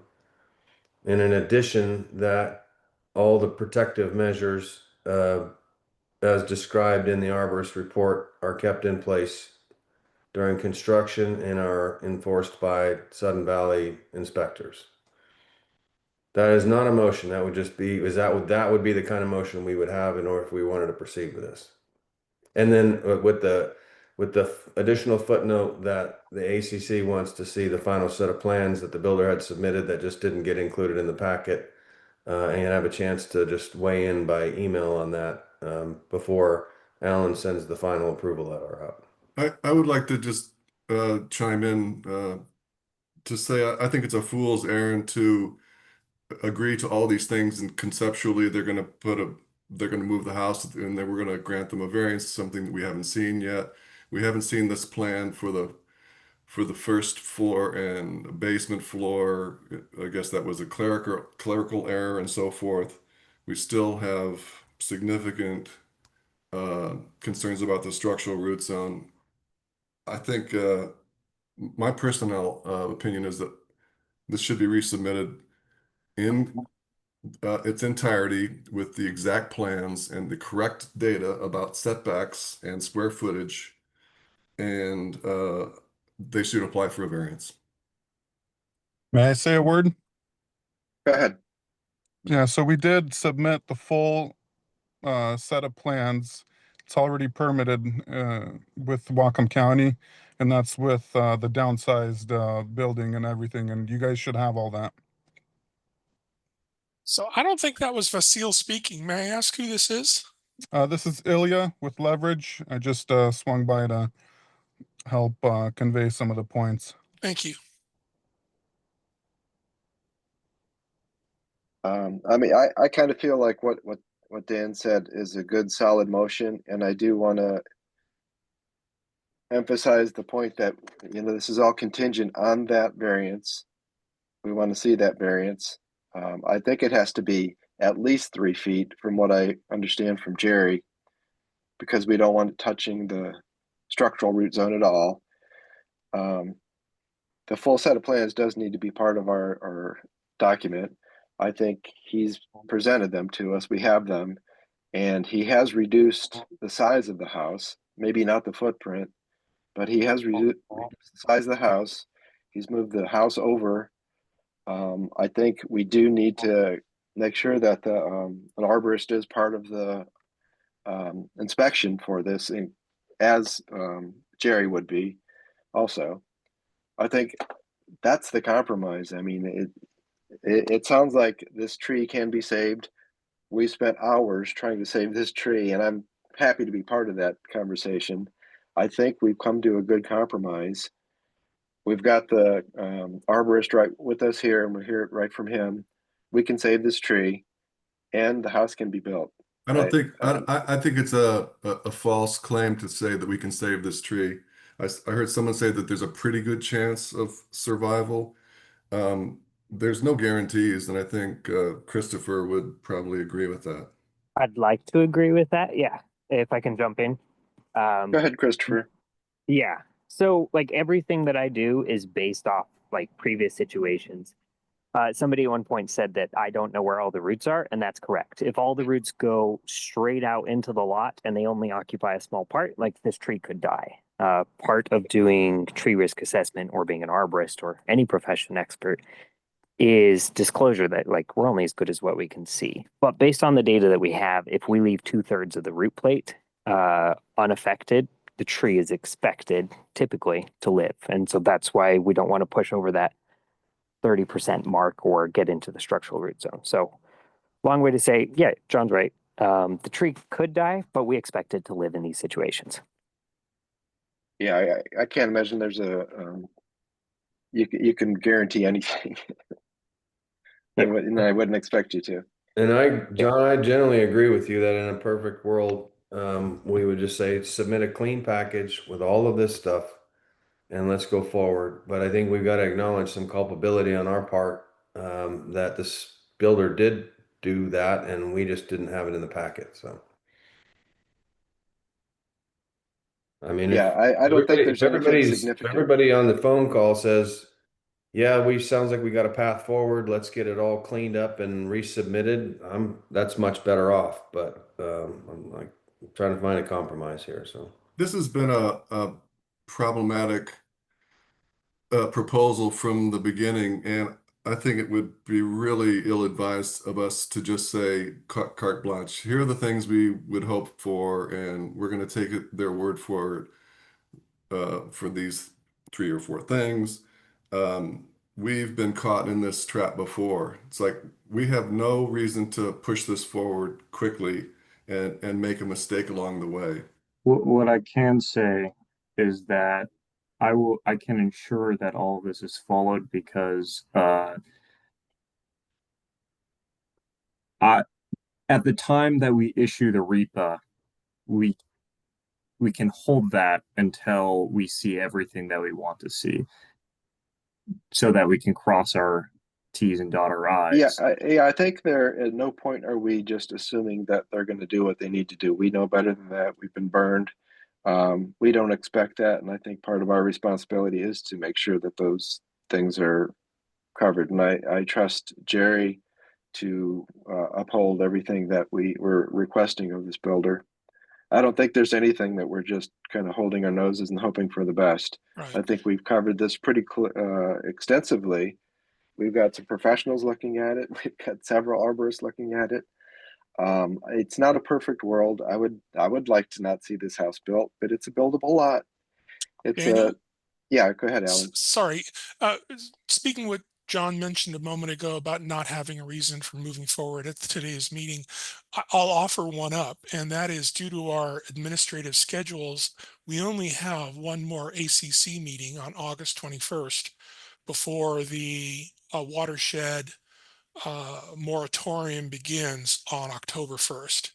So we're putting this builder in a difficult spot to get started and work on his house before we shut things down.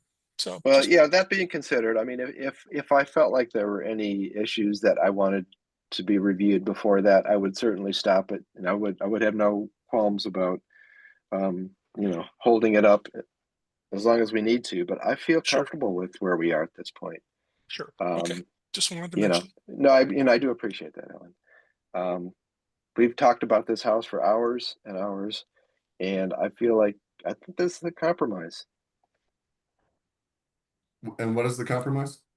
Shall I repeat what I've heard, Daniel? Yeah, go ahead. Go ahead, Alan. In the forms of the loosest forms of developing a motion. So number one, we want a 3-foot variance on the right side of the house. We want so we want a variance request submitted. We want the house moved over, so we need a new set of drawings. Move house over to within, leaving only a couple of feet on the right-hand side setback. And then number 3, if I remember correctly, we want AC inspector participation and the protection, protection of the tree, followed by inspection, periodic inspection of the AC inspector. Have I listed those 3 things? I would say in conjunction with an arborist. Sure. I have a question.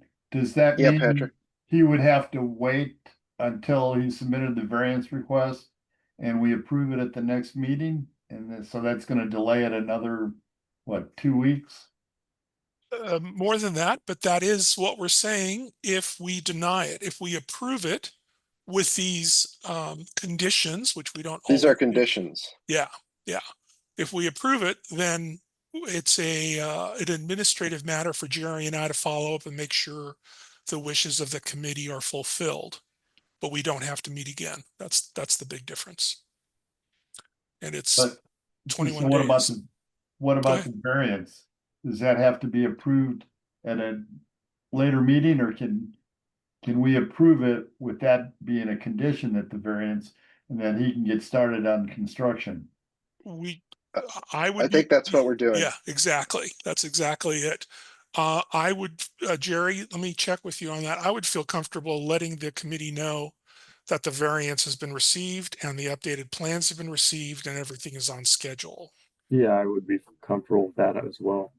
Again, we do have this final check of the REPA in case anything comes up. If anything's unacceptable, we can just not approve the REPA, which is our general permit. Right, and that just stops everything right there. And I think it is important to point out that this variance has to ensure that there is no structural root zone incursion at all.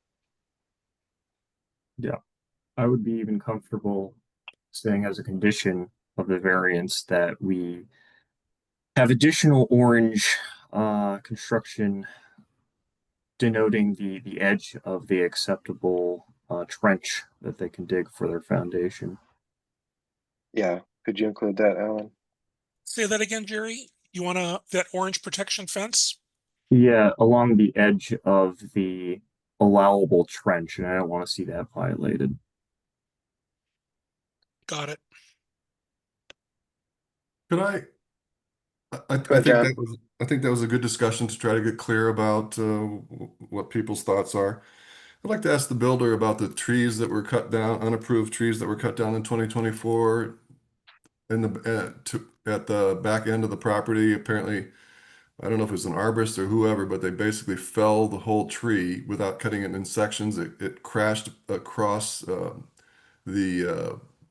the trail at the bottom of that, which kids frequent coming to and from school, and then it was supposed to be cleaned up. Does the builder have any comments about these trees that were cut down without permission in 2024?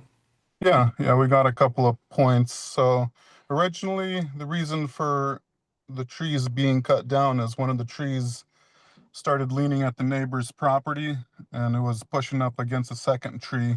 They were entangled. And so this was one of those emergency situations. Sudden Valley reached out, ACC reached out to Alex as well and requested, as per the neighbor's request, to get those trees removed as it was a threat to the neighbor's house.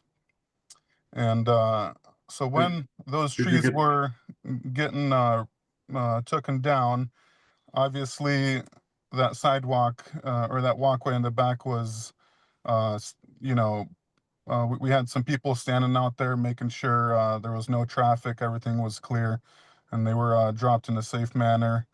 The reason why the cleanup didn't happen is because it was during the winter, and we don't want to get, more disturbance than necessary during that time of year, just so that we don't make a mess. Although, it'll get cleaned up as soon as we can get going on construction. May I speak at this point? Who cut down the tree? That was the owner. Just a No, second. I'm sorry. Who physically cut down the tree? Did an arborist cut down the tree?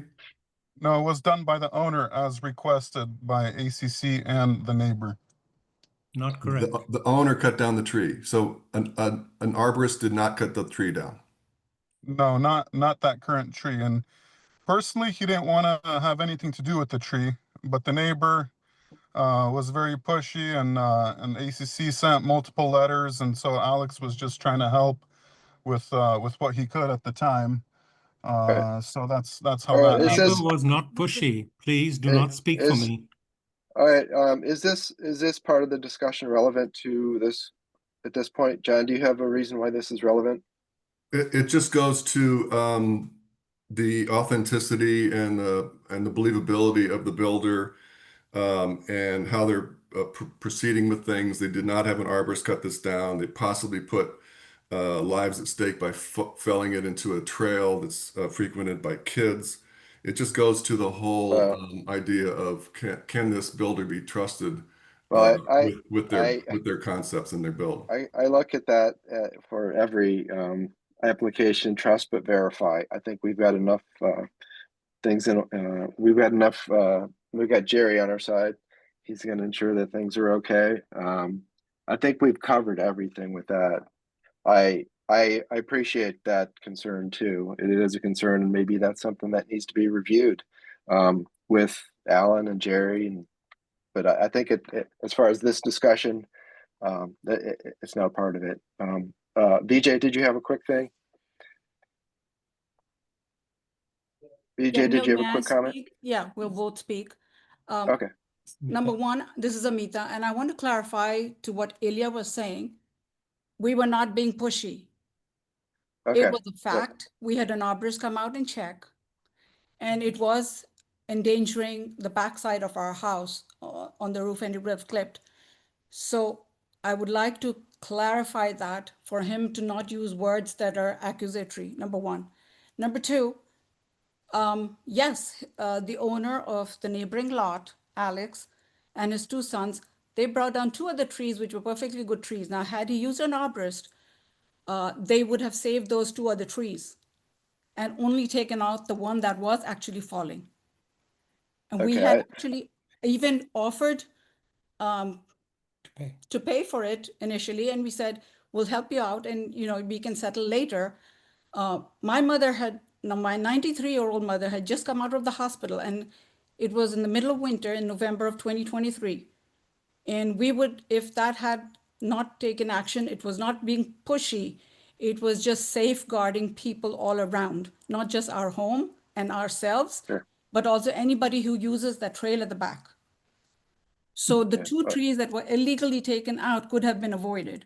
And so I agree with what John has to say, that the authenticity of the builder is in question to us at this point of time. I just want to add that Mr. Geckelman was part of the original problem, and he's come back now to give assistance to Vasily, because we have not heard from the landowner, who is Yevstaki Cynic or Alex, and all these people are speaking for him. I'm sorry, we cannot trust the veracity of these two builders, Geckelman and Vasily.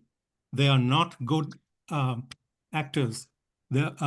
Vasily had hired Chris, tried to hire Chris, and wanted to have him cut right into the critical root zone and the structural root zone.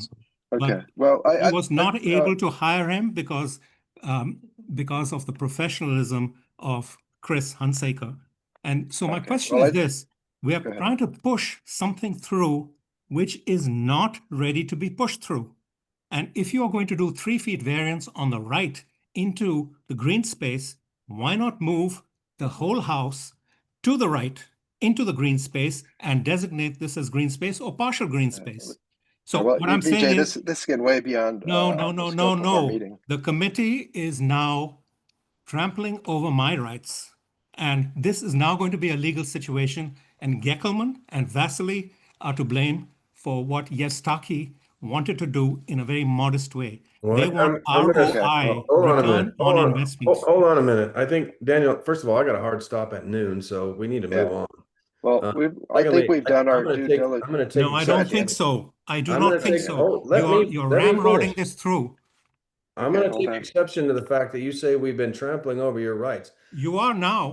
In my time on the ACC, I don't think we've spent more time on a building project than this one. But this, we were very clear that this tree is on your property and it has to be respected, and you have to be satisfied, or there's got to be data that shows that the tree is going to be protected. And we've got an arborist report, and we've spent extensive time talking with your arborist on this. But you've not been spending extensive time talking to me. But we've spent extensive time talking to your arborist about the facts.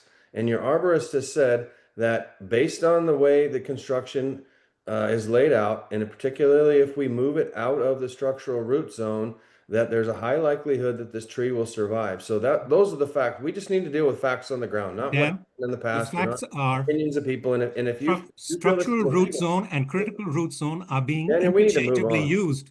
Ask Chris. Okay. BJ, we've done our due diligence. I mean, if this becomes a legal matter, that It is a legal matter now. Okay, but what our comments are on record, and I think So we am stand I. by it. I think we've done our due diligence, and we I do think need to John move has on. got more information that you should listen to. Okay, I think he's we've trying to listened get you to out all of of it. trouble. He's trying to Okay. keep you out of trouble. I appreciate that. I think we've got a motion on the table. I'm not sure whose it is. Alan read it out to us. Dan, do you feel comfortable with that being your motion? Would you read it back, Alan? Certainly. There are 4 items in this. Item 1, a variance request would be required to be submitted to move the house to within 3 feet of the side setback. The house itself would need to be drawn in its new position. Protection by the AC inspector and arborist during the construction period around the protected tree zone, and then an orange fence along the trench area where the excavation is going to take place. Do I have that correct? I think the variance is to move the house 3 feet to the right and 2 feet from the property line.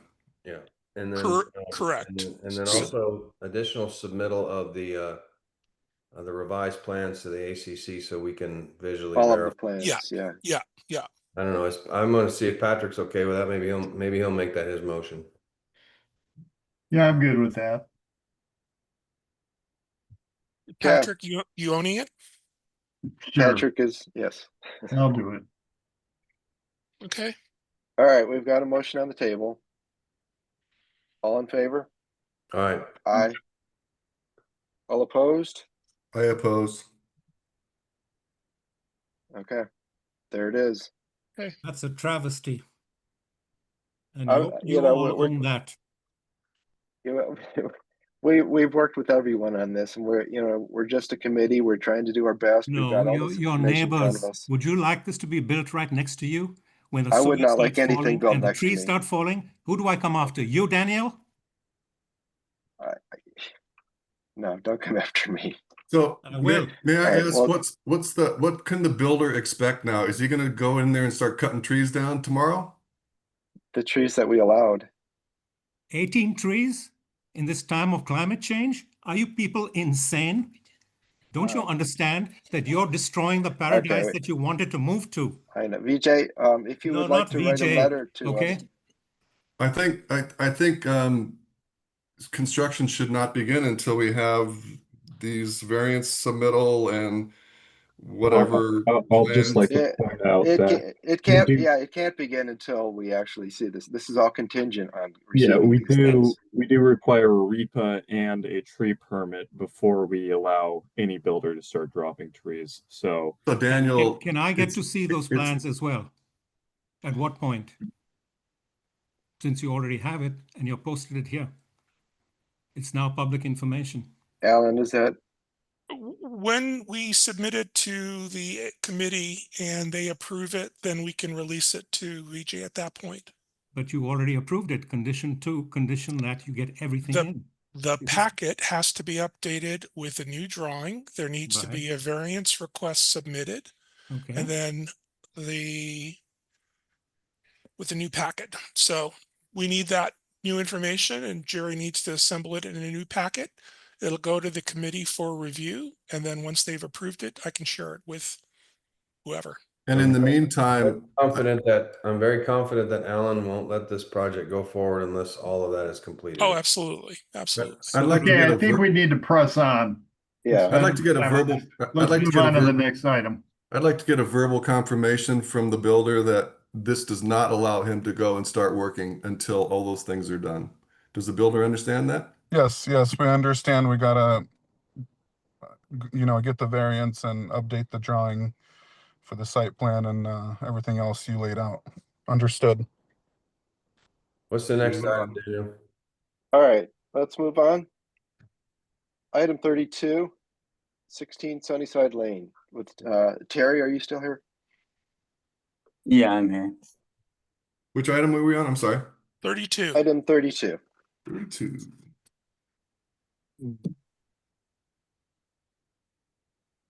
This is the one that we met with on site last time, correct? Yeah. Correct. It's And- Terry and Sabrina. They came to our home tour and we've talked about the rock wall on the facing the street. Thank you, Jerry, for doing that. Were we there? Yeah, so this is the one where they were gonna put a fence along the side by the neighbor. Right. And then on the elevated portion in the front, no fencing on the elevated portion in the front, but a fence along, they're gonna On the buttress neighbor's up the side. rock wall, buttress up the Correct. rock wall, okay, Correct. Yeah. yeah. So And so, go ahead. this is a variance request. Correct. Wouldn't it be a variance request and a fencing request? Yeah. Yeah. True. Yeah, I'm not seeing yeah, because we did talk about the fence in the front there, and there's no.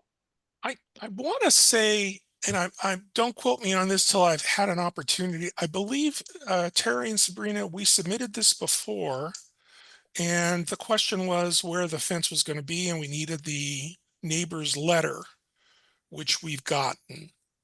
I thought I saw something when was additional submittal when it included the fence. Correct. That was what I handed out when. Oh, you handed it out at the meeting. That's right. At the Oh, home that's tour. right. Yeah, right. Because we were waiting for more professionally drawn drawings. And Terry, I hope you don't mind me speaking for you. Terry and Sabrina were having difficulty getting contractors to work with them. And so that plan was available after the weekend, after the packet was put together. So the hog wire fence is going to go between the two houses as per this drawing. The difference is on the street side, Terry has elected not to do the hog wire, but simply go with the natural rock on top of the other natural rock that is already there. Terry, do I have that latest version correct? I think they're removing the brick and then they just put that natural rock instead. Okay. I thought that was natural rock there, wasn't it, in the front? It was kind of a terraced brick. Oh, was it? Okay. So there's not going to be any hog wire fence to the front left of the house? Yeah, just the gate on the walkway. Do we have dimensions and specifics about the hog wire fence? I mean, 5 feet tall or what have you, and it looks like it's just a fence that goes left to the left side of the property and then toward the back of the property. It's not really enclosing anything. I'm not really seeing the details. It's on that addendum we received on Tuesday. Correct. We went out and looked at this last time as well. So, I mean, I'm not the only. I think at least for me, I understand what they want to do here. I understand the variance request. We went out and looked at it. The only question is we don't really have a complete packet here of the variance request along with the final fencing and the last minute change to do the brick or the rock in the front instead of the fencing. So Yep. I think the question is, do we need to see all of that as an entire packet to move forward, or can we kind of do it in a piecemeal like we just did with the last one? Well, I'd Alex like to- provided us with the diagram showing that the fence is going to be the hog wire and it's going to be 5 foot high, and where it's going to be located. So we could approve the submittal that we reviewed on Tuesday with a 5 foot tall hog wire fence, approve the variance request along with the understanding that there will be no hog wire fence along the front by the road, that's going to be vegetation and rock instead. Correct. I'll make that. Can I make that in the form of a motion? Yep. It appears you already did. Yeah, okay. Can't believe I just made a motion to approve a fence, but Well, it's not a hog wire on the front. Yeah. All right, all in favor? Aye. Aye. All opposed? Did I hear you, John? Um, I feel like I don't have enough information. I'm not finding that email, and I don't see dimensions and so forth. But It was handed out at the meeting Tuesday. oh, Alan gave it to us. oh, hang on just a second. Oh, that's what we were talking about, handing that out. Just give me a quick second to take a look at this. Retaining wall. It's interesting. It looks like it's been flipped. Okay, I got I you. thought so too. Yeah, I thought it looked like it was flipped. It has been flipped. The two drawings are mirrors of each other, opposites. Well, the one was done by the homeowner. The other one was done by the construction crew. The Gotcha. builder. So the fence and all this business that we're talking about is on the right side of the house. Is that correct? Correct. Gotcha. The part with the neighbor. Are the homeowners with us still? Yeah, Terry's here. Terry, is this your understanding that there's going to be a retaining wall in the front and the rest of it, hog wire fence a half a foot from the property line, and then a gate with hog wire fence at the back of the property? Is that correct, Terry? Yeah, that's correct. Thank you. I got enough information, so I'll approve. Okay. Thank you for that. Did you get that, Alan? Absolutely. Okay. Sorry, I'm just catching up here. No, thanks, John. All right. Who else do we have that's a resident, Alan? Jeff Kleinums, item 24. Jeff Sani, item 10. Didn't we do we did Jeff Sandy, didn't we? Well, he's got his hand raised. Jeff, did you want to say something? You got your hand up. Okay. No. Is he still with us? We did that one, right? Item 10? We did, yeah. We did. Okay. Okay. He's welcome to join us. Jeff, for item 24, 7 Bracken. Let's I'm move to here. Jeff, item 24. Yep. We got an extension. What's the extension for? This is the detached garage, Daniel. Oh, right. The original request has long since expired, but the Whatcom County permit is still valid. All right. And Jerome, are you trying to find that? Yeah, I have the older version. The new packet that you composed, I think yesterday, with the hand-drawn, of the garage itself. Alan scanned that in. Alan, do you have that? It was sent to us in an email. Yeah. Jeff, are you the one I talked to the other day? Yes. Okay. Yeah, I wanted to ensure that the siding of this garage and the roof of the garage are the same as your house. Is that correct? Yes, the siding is the same. The roof is going to be the same. The windows have already been purchased and they're black like the house. And then the house has gray trim, fascia and stuff. We're going to take that to the garage too. The only unanswered question, I guess, is the color of the garage door. The working assumption is it's going to be gray like the trim. Does that sound like something that you would want to see? Yeah, I guess we would like to see that color. If it's an approved color, I'm not going to worry too much about it. I don't know how the rest of the committee feels. Yeah, I think as long as it's an approved color, we don't even need to see it. But if you want to do it as color that's not an approved Sudden Valley color on the grid pattern or the whatever that thing's called, then come back for a request.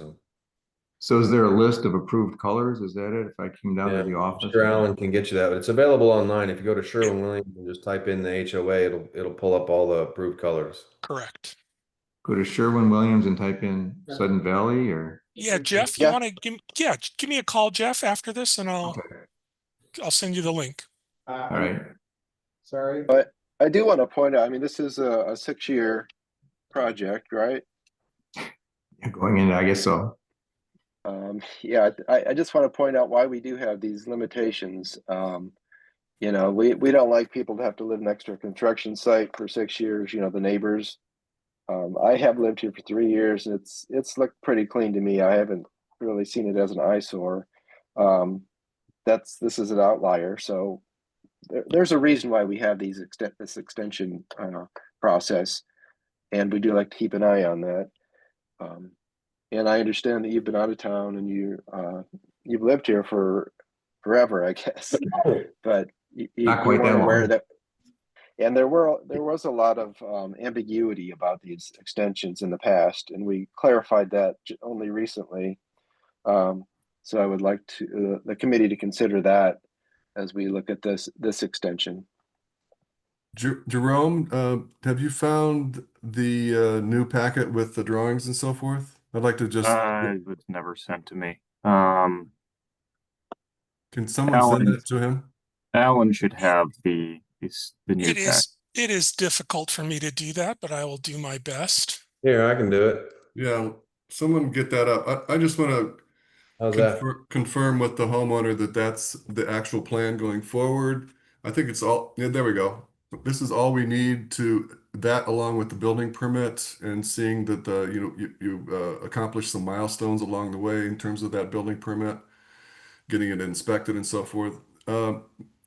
Jeff, is this what you're seeing on your screen? Is this what you're agreeing to?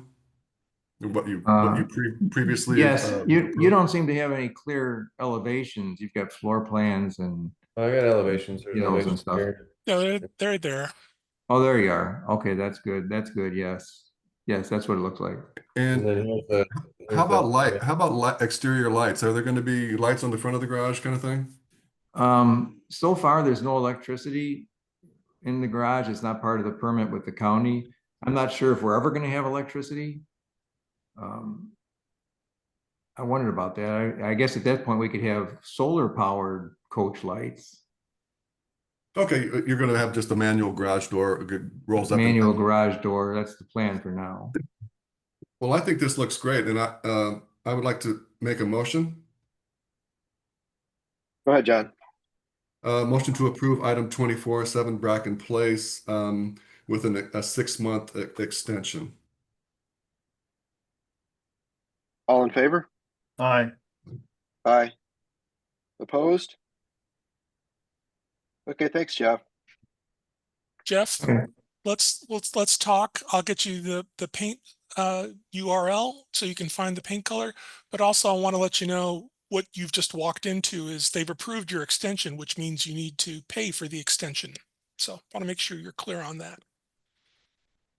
Yeah, I thought could we talk about that later? Absolutely. Yeah. No need to talk here. Just want to make sure Okay. you're aware. All right. Well, thanks, Jeff. What's the next one, Daniel? All right, let's move on to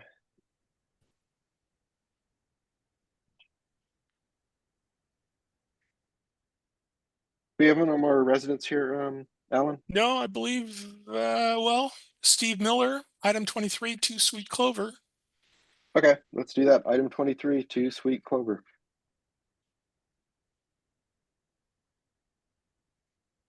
Oh, yeah, Sweet Clover. So this is the last meeting. Okay. The last meeting I would say we were kind of on the verge of moving forward with the building permit, with approval of the permit, and then we had some questions about a vegetation plan and like a landscaping plan that was not in the packet, other than just kind of a rough sketch. And then the neighbor raised some issues around trees that were previously cut on this lot as part of the construction of 4 Sweet Clover. We went out and looked at this the other day, and it was pretty clear that there was an area of this lot that had been cleared. When it was cleared and why it was cleared, nobody knows, but I think that gives me pause to say, what the hell is going on here? And at a minimum, if they already have cut trees down, they're going to cut a bunch more down. We need to see a landscape plan for how this is going to be mitigated for, and then turn over the cutting of those trees prematurely to Sudden Valley. So, because there's, in all likelihood, some of those trees on that side could have been saved. So, I agree. I appreciate you pointing that out. I've got Jeff Saney here is He's got his hand responding. up the whole time, so. Who? We should Oh, be, really? we should be hearing from Steve. Is Steve here? Yeah, I'm here. Can you hear Okay. me? Yeah. Was that Yes. you talking a moment ago? I was. I said I approve of what you just said about the number of trees and the clearing that's already been done, et cetera, et cetera. Yeah. Well, you raised that issue at our last call. Do you live right across the street? I live on Clematis, basically right on the corner of Clematis and Sweet Clover Circle. And these two houses, the fronts of them face Clematis, but for some reason, and their driveways do as well, but they're listed as being on Sweet Clover. So it's a little confusing, but that's not the issue today. Steve, what's your address, please? It's 9 Clematis Lane. Thank you. We saw the house there. These guys are going to have hell with their Amazon deliveries. I can tell you that from experience. But well, we already have, but we kind of know the drivers now. And my house was the same thing. I don't know why it was listed on as Clematis when really you would think that it is Sweet Clover, but you know that's not a concern right now for me. do we have the builder? I mean, can we get some clarity as to how many trees were removed from 2 Sweet Clover as part of the construction of 4? Vlad is on the phone with us. Vlad, can you hear us? Vladimir? Yep, there you go. You're muted. Yeah, I'm here. Okay. Yeah.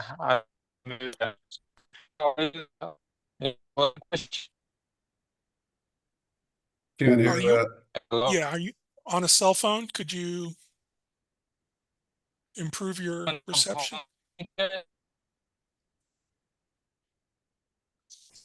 Not working. Oh, hold on.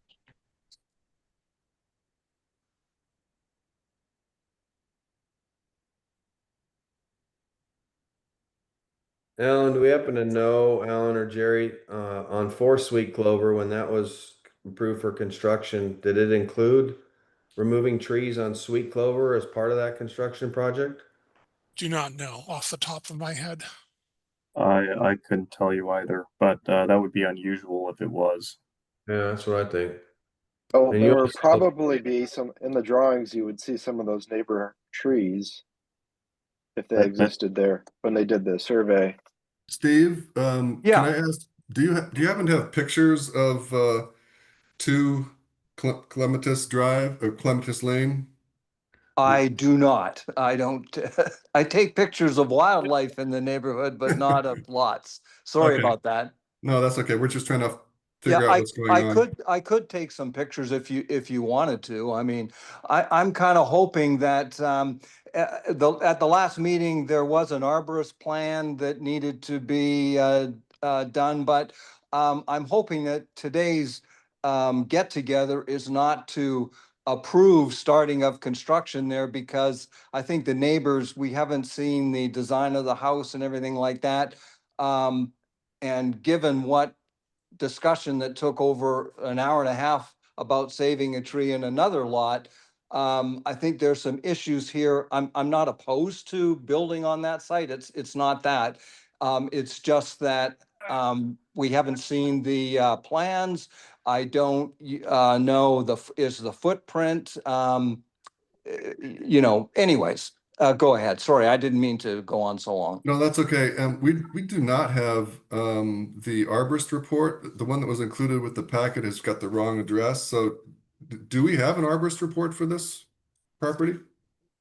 We should. Not seen it.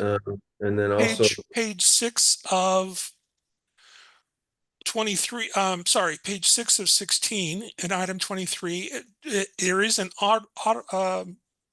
arborist report. It does have the wrong address on the title page, but you can see that it was prepared for Vlad, and I believe it still says Polo Park in the background. On page 7, it says the proposed house on 101 Polo Park Drive. I know, yeah. And this same arborist report was included with the Polo Park submission. Yeah, and So it that's talks about We're- 6,900 square foot lot, and this lot's not 69. This is the wrong arborist report, That's so clearly wrong. okay. yeah, I don't think we need to spend a lot more time on this one. I think we need to get an updated arborist report and then also request a landscaping plan as part of this submittal. And then, Alan, how do we go about running to ground the fact that there was clearly some clearing? I don't know how many trees were taken out, but I think you I saw think the if we picture. could look at the drawings for the last one, Yeah, next door, see if there are any drawings with those trees in there. show those trees. Yeah, I mean you can see it was clearly an anomaly out there that there was this about 1,000 square foot area that had just been completely cleared. There was no vegetation. It was just dead. And what happened there from my and I only heard this from another neighbor that that was done during the construction of a number 4. And then the developer bought the lot beside it, which is 2 Sweet Clover Lane. And I guess that kind of solved the problem for the developer, if you know what I mean. All right, well, let's review that. I've Let's got an review arborist that with report here for 2 Sweet Clovers that we're looking for. Go ahead, Jerome. I'm Okay. sorry, Jerry. I have an arborist report here for 2 Sweet Clovers. If you'd like to see that.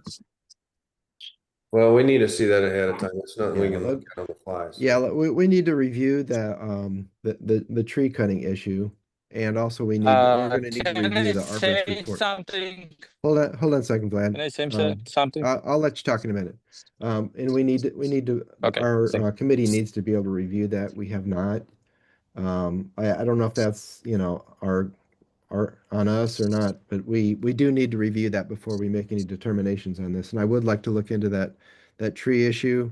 It's just a cloud on anything we decide for today. So I would really like to feel like we've done our due diligence on that also. I'm not sure that we could vote on this until we get all the information. Vlad? Yeah, can I say something? Yeah. About 2 Sweet Clover, about the clearing area you mentioned, there was no trees. There was no trees. And then we just, there's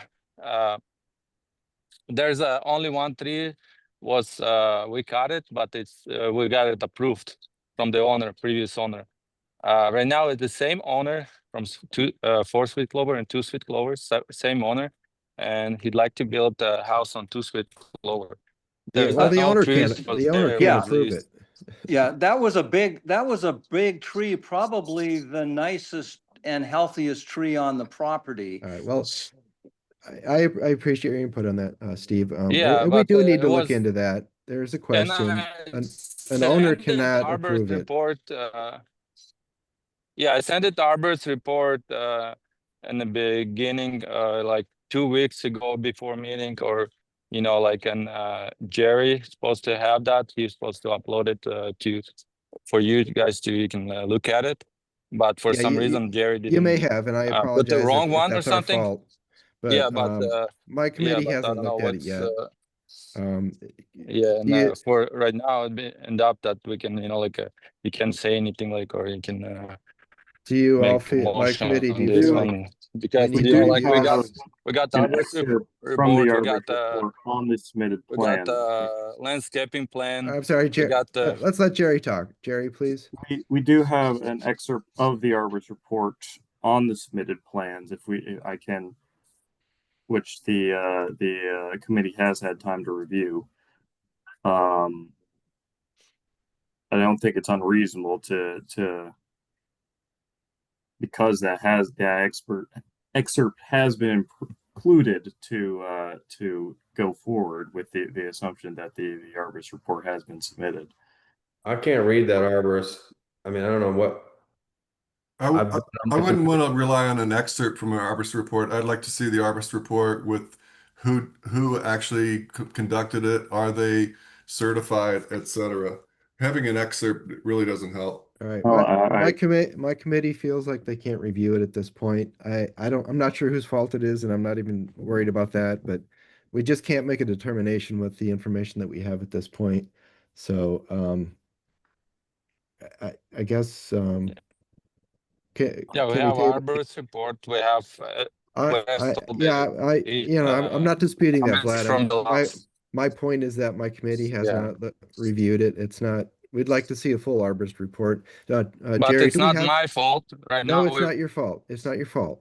Yeah, We- and I Yeah, don't now want to. we delayed it too because it's approaching to the end of this, I understand that, building season and but we don't have enough information at this point. And Go- I might add that the other house is not finished yet, and they got a 6-month extension for that, so I don't see the need to rush to get this one approved and done for the season. Yeah, I appreciate that, Steve. And the bottom line is I feel like our committee Yeah, doesn't we have need the it. information. Vlad, I apologize if that's on us, but we do need to see a full arborist report to make a decision. Well, We asked for that, and that's what we need to see.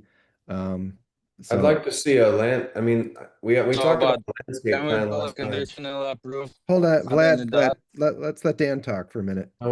We also talked about a landscape Yeah. plan the last time we reviewed this, and there's sort of a landscape plan here, but again, it's really hard to see. Like I can blow it up on my computer screen, but it just gets blurry. I can't really tell what it is. So I'd like to see that landscape plan provided to the committee also with some additional clarity that shows where new trees are going to be planted, what's going to be planted, so that we can get clarity around that. So we have an It arborist shows on the report. plan everything is right there. Yeah, but we can't read it. So we don't have an arborist report that works with this property. We've got a landscape plan. I'm not sure what's coming up for you, but for me this is perfectly legible. We have a plan to plant several new trees along the back end of the property, along with several new trees along the front. We do have a submitted landscape plan. It's quite detailed. What does it say? Blow that up and tell me you can read it, Jerry. I don't want to argue with you on this call.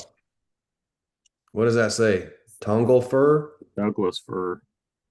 Well, you got better eyes than I do then. Anyway, I think my committee I'll make doesn't a feel motion prepared to make a decision on this one yet. Alan, can we table this, or how does that work? You deny it and it just gets Deny it. resubmitted. So we vote on it, right? Yep. Okay. I'll make a motion to deny and pending this, and then make a motion to deny, request that we get an arborist report that's tied to this property. Request that we get the landscape plan that has some more clarity on it, where it's easier to read, including the arborist, the note in the arborist report. And then also request that Sudden Valley investigate the clearing of the trees on the lot prior to the approval. So, I mean, it's very clear that something has happened on that lot that, wasn't part of a construction approval, and we need to get to the bottom of that. So Jerry, are you saying we have a full arborist report, but all we have now is the notes? Well, we that have a little full note. arborist report. Say it I'm again? sorry? We have a full arborist report. Where is it? I can share right now. We will need time to review it. But I mean, I apologize, Vlad. Yeah, we had it everything, but now we've been, pushing this second time. I don't know why. I apologize, and I mean, even neighbors bring up issues that we need to I review. prepare and everything also- up front. Yeah, I prepared apologize, everything up front. We've got a job to do as a committee, and we feel like we can't do it at this point. We are limited in our time and our resources, and I do apologize, but we're trying to get you through this. At this point, I think we have a motion, right? Yep. Dan, did you? Yeah, motion right. to deny. All right. All in favor of the what are the comments, Alan? Correct arborist report, provide landscape plan. Those are the conditions for the denial. And then a sidebar, we're doing research on the 2 versus 4 sweet clover tree damage removal. And that's a motion by Dan? Yeah. All in favor? Aye. Aye. To deny? All opposed? Okay. What's next? Oh, Does anybody need a quick break, or? Yeah, can I just ask a quick question? Where can we see the housing plans?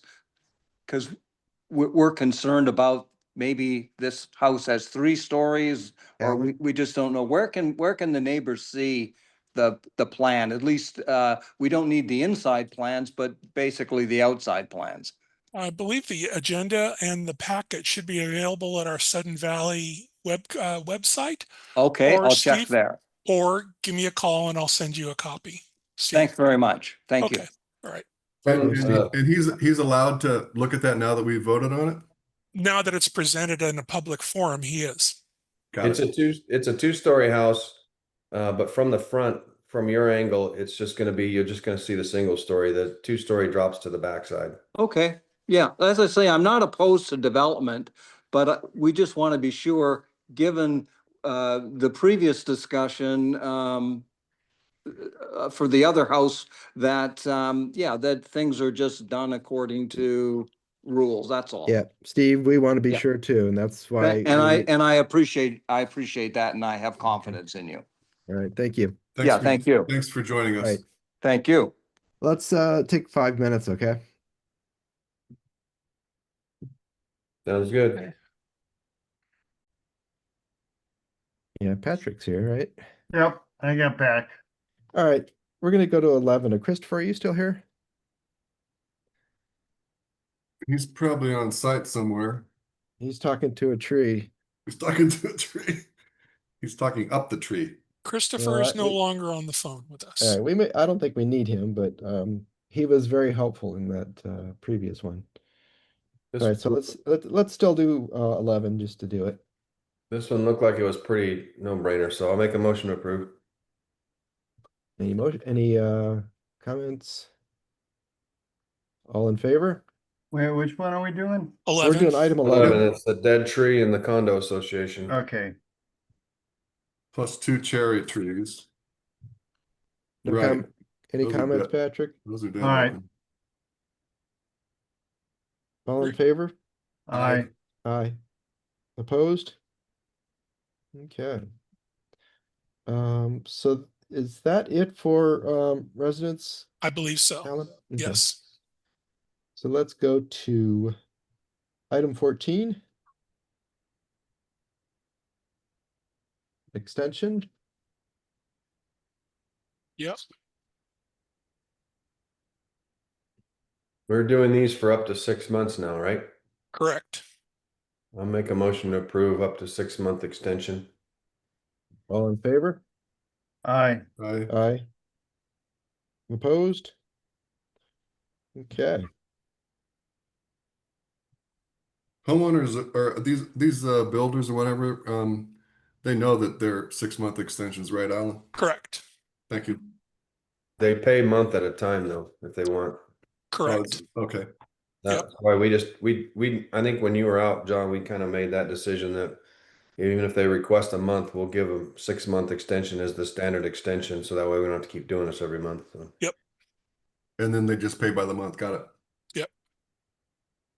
All right, let's move on to 18. 14 Deer on Lane. I think we got Vitali here. I'm here. Okay, 18. Multiple changes. It's 18 and 19. Yeah. Okay. Thanks, Alan. All right. So 18. So we're changing some paint colors.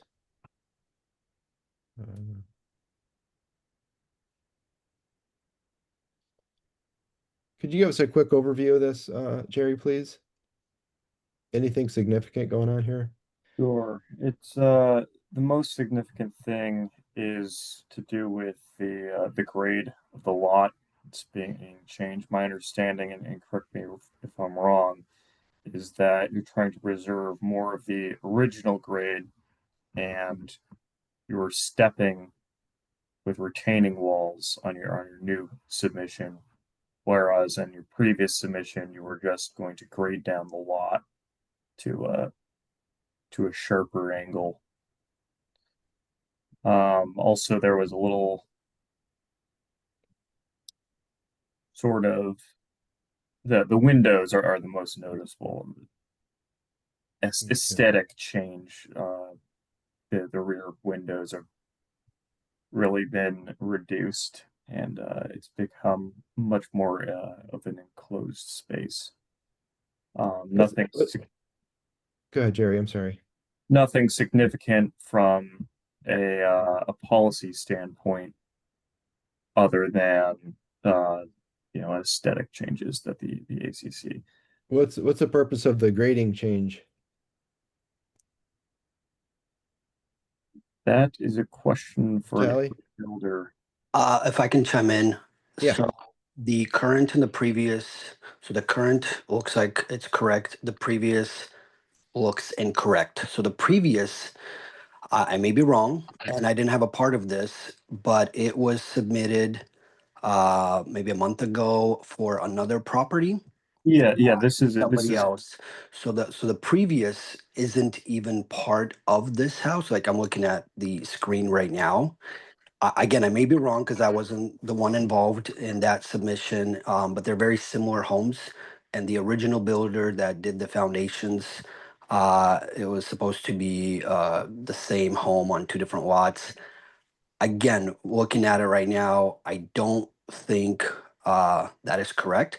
Now, as far as the current, that is correct. And the biggest changes that we're trying to get approved today actually don't have a lot to do with grading or retaining walls. It's mainly the design of the house.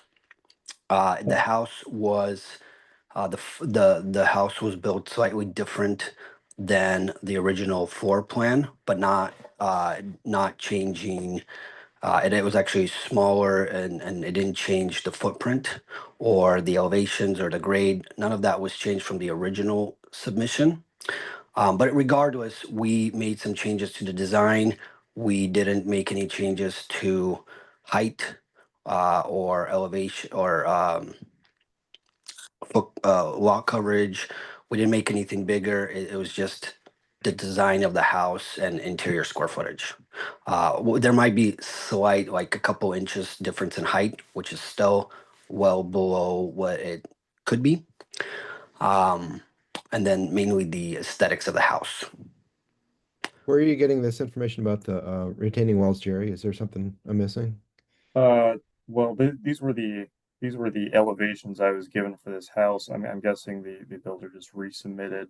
Oh, I see. So you were just basing it on the comparison between the comparison of the. Okay. Well, he obviously, when he did the exterior changes, obviously drew up new elevations, which had correct lot drawings on them. So the current ones are okay. My previous statement with the retaining walls and the changes. Okay. So I can say that at this point today, I don't need to make any changes to any retaining walls or grading. At some point in the future, if I do end up changing it from the original submitted packet, I will submit that. At this point, that's not even on the thing. My biggest changes are essentially the aesthetics, the material of the roof, going from shingles to metal. Obviously the colors, which are now the pre-approved colors, the windows and all that, but the footprint, none of that changes. We're not adding to lot coverage. We're not heights, none of an issue. Everything fits. And I don't know if this makes a difference or not, but it has come up in previous meetings. I have essentially no neighbors. Everything around me is pretty much Sun Valley Park, so that doesn't really come into play much. May I ask a question? That's a good addition. We do consider that kind of thing, Vitaly. Go ahead, John. The committee would like to know, Vitaly, if this work has already been done, specifically if the covered deck at the back of the house has been converted to living space, if the metal roof is now in place instead of shingles, and if the windows and doors have been already changed. Nope. So framing has begun, but nothing that would affect the changes have been done. They didn't even finish the garage area. I don't think the floor is even up. So nothing we haven't done anything that we're trying to get approved. Got it. Thank you. So when I look at the page 6 of 6 on item 18, That's got the height, the driveway slope and all of that. Is that based on the previous submittal or is that based on the current? It didn't change. So it's based on the previous. We did not make any changes to driveway or grades. We're not requesting any changes on the outside and any of that at this point at all. And I don't know if we will. If we will, it'll be another submission to the ACC. At this point, This is a construction change request. You took over an approved project that had the foundation poured. You came in and said, I'm going to use this foundation, but I want to make some changes to the footprint, not to the footprint. I want to make some changes to the house itself that's going to be built on this existing foundation. Correct. And then you need an extension. Correct. And it looks like, based on the driveway slope of 24%, that this was submitted with the 2024 rules and policies. Is that correct, Alan? Do you know? Correct. Thank you. So all we're approving today is change. We're not approving a bunch of changes. We're approving changes to the exterior. Covered deck in the back of the house is going to be enclosed. The metal roof instead of shingles, and then changes to the window and door sizes and layouts and new house colors. Colors, yeah. Those are the things we're approving. We're not approving anything else. I just had another question about on the same page 6. It says recommended ACC to review the following. Is this old information? We're looking at trees and the footprint. Yeah, that's old. So that should not be there. That was something we reviewed previously. That's something you reviewed previously. The only changes I've made to this document are dated 7/18/2025, which are the new body and trim colors. Okay. Any other questions? I have a motion. Go ahead, John. Motion to approve item 18, construction change request, 14 Deer Run Lane as submitted. All in favor? Aye. All opposed? Okay, now the extension. I have a motion. Go ahead, John. Motion to approve item 19, extension of 14 Deer Run Lane as submitted. All in favor? Aye. Aye. All opposed? Okay. Is that it for you, Vitaly? Thanks, Vitaly. Thank you for that. I do have another one. This is for 22 Granite, an extension. And I'm not sure which item number that is. Item number 31. 31. So I'm here for that one. Okay. And that one is just the extension, nothing else. Unless anybody's got any questions or comments, I have a motion. Dan had a motion. I made a motion to approve the extension. All in favor? Aye. Aye. Opposed? Okay, thanks, Vitaly. Great. Hey, thanks for making this very easy. We try. We try. Good answers. Good luck with the other ones. Thank you. All right. All right.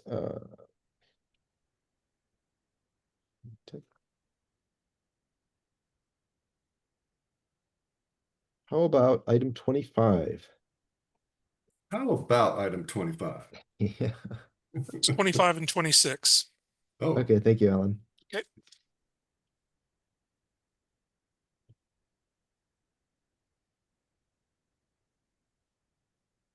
Mark, you're up. Can you hear us okay?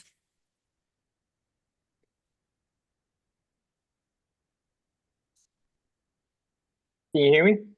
Yeah, I can hear you. Okay. Okay, perfect. Okay, what's different here from our last review? Jerry, could you walk us through what's changed since our last review of this? Sure. No longer asking for a front variance. The roof line has gone down by a little bit, about 2 feet. And some minor exterior changes to try and make it look more in line with neighborhood character. This includes expanding the shingle siding out to the side. That's about it. So the actual square footage of the house Decreased slightly. and what is it? It is, I have it here. 1,400 square feet. Okay. 1461. That's the total square footage of living space? 1418. Okay. Page 4. Okay, living space. Yeah, I see it. Okay. So the items still on the table for this one are the wetlands variance and the side variance wants to go to the 2024 rules. That is still being asked for. Okay. And so the wetland is still an issue. So we got 3 variances, is that right? Yeah. We have the wetland variance and we have the side variance. Okay. So this house has got no backyard. No backyard, but I tried to put a retaining wall so that it has some kind of front yard. And if I were to do a 25-foot back variance for the wetland, I'd be left with like a 200 square foot footprint. And it's like this weird triangle with no garage. And that's not something that's appealing to Center Valley, nor is it to me. So I did my best to make it more shallower. I can't go any more shallower. If I do, then I'm not going to have a garage, and you guys don't like to approve houses with no garages. So I think I did the best I can with this lot, and I really tried to make it look as much as any other Center Valley home. It looks just like a regular home from the front. You can't even tell that it's shallow. One of your issues that you guys had was that it was too tall and skinny.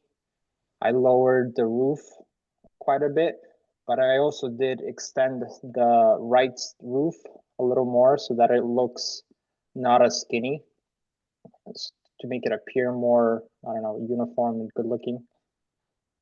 So that did bring it up quite a bit, and I don't think I can lower the house more without making a steeper driveway, which I'm willing to do, but I mean, I don't think you guys would want that.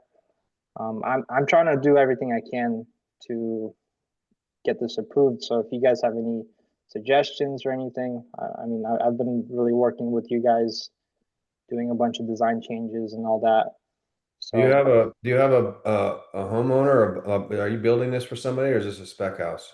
this is for me and my family. I'm currently living in Sun Valley, but I'm planning on moving out of the home that I'm living in. So I'm planning on living in this home. And if you guys ask me to make it even smaller, it doesn't even work for the layout for my family. Right now it's a 3-bed, 2-bath. And if I make it smaller, just the layout and the shape of it, it's really difficult to design it. Like I redesigned it close to 6 times just to make it work. So making it smaller is really not desirable for me. And I think I've done my best to make it work and fit Southern Valley as best as it can. Who's in your family? Sorry, what? Who's in your family? It's me, my family, or me, my wife. I have a son, and then I have a new baby coming in October. Oh, because one of the social media shows you as single. Oh, okay. Well, I guess I didn't update it yet. My concern too, and I don't know if this is something you're going to think about, but I mean, this is a 1-stall garage, which is pretty rare these days. Most people want 2 or 3. With a 1-stall garage and no backyard, the next thing we're going to get is a request for off-street parking, and then we're going to get a request for a front yard fence for a dog. So I mean, I'm just trying to think down the line, like, this is a really tough lot to build a functional house on. And I know I'm not comfortable getting, I mean, if we were talking about a couple of feet into the wetlands, but I mean, we're talking about 10, 15 feet plus into the wetlands encroachment. So that's Well, that's a lot. To address your concerns, the parking shouldn't be an issue. I mean, it's a 3-bed house, so at the most, I mean, it's for a small family, so at the most you're gonna have 2 cars, and I have 2 parking spaces on the driveway, and then another one in the garage, so that shouldn't be an issue. As for, I mean, dog fence, I mean, you guys, that will be a later submission. I don't have a dog. We're not planning on getting a dog. So I don't think that should be an issue. I'm And not then, talking about just you. It's, you know, you move out of here in 5 years when your kids get a little bigger and you want a little more space, and it becomes a house with 4 people living in it and 4 cars and 2 dogs, and next thing you know, we're having to deal with that. So I don't know. This is a tough lot to build on. So Can I ask the committee something? Sure, go ahead, Jerry. Is it more or less objectionable to the committee to grant hypothetical front variance versus the back wetland variance? I think that's a sliding scale, you know. I'd be willing to offer a variance like that, and I'm also willing to offer, you know, side variances too. But we're talking 15 feet right now off of the environmental sensitive area. That's a lot. It's supposed to be 25 and we're at 10. I mean, there's a reason why we have these setbacks from the sensitive areas. And I know, you know, technically this is a buildable lot. It is. I don't want it to be, I don't want to see a house built that close to the sensitive area. Other variances, yeah, I think to your point, Jerry, I would be more willing to consider a variance in the front a little bit and on the sides a little bit. We're already pushing it on the sides. I don't have a solution, but I don't like the way it's situated as it is presented here. So workshopping a little bit at risk of overstepping my bounds here. No, go ahead, Jerry. We're looking for solutions. Remove the garage, put it within the side variances, which that would do. It would be a smaller house, but you'd be able to get rid of the odd triangular shape. It could be a more classic design. If you get rid of the triangle, by the way, that's why the roof is flat. It's because it's impossible to frame a traditional gabled house with a triangle or shape of the house.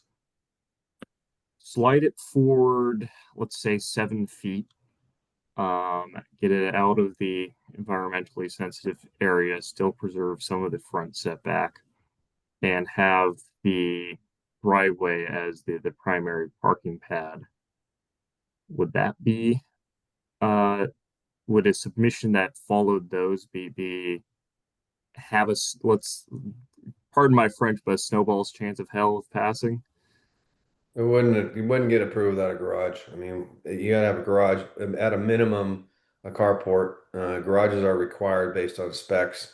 You can get a variance for a carport, but to not have a parking space or garage or carport would be a non-starter. so one thing I wanted to mention is it's all approved with county with how close it is to wetlands.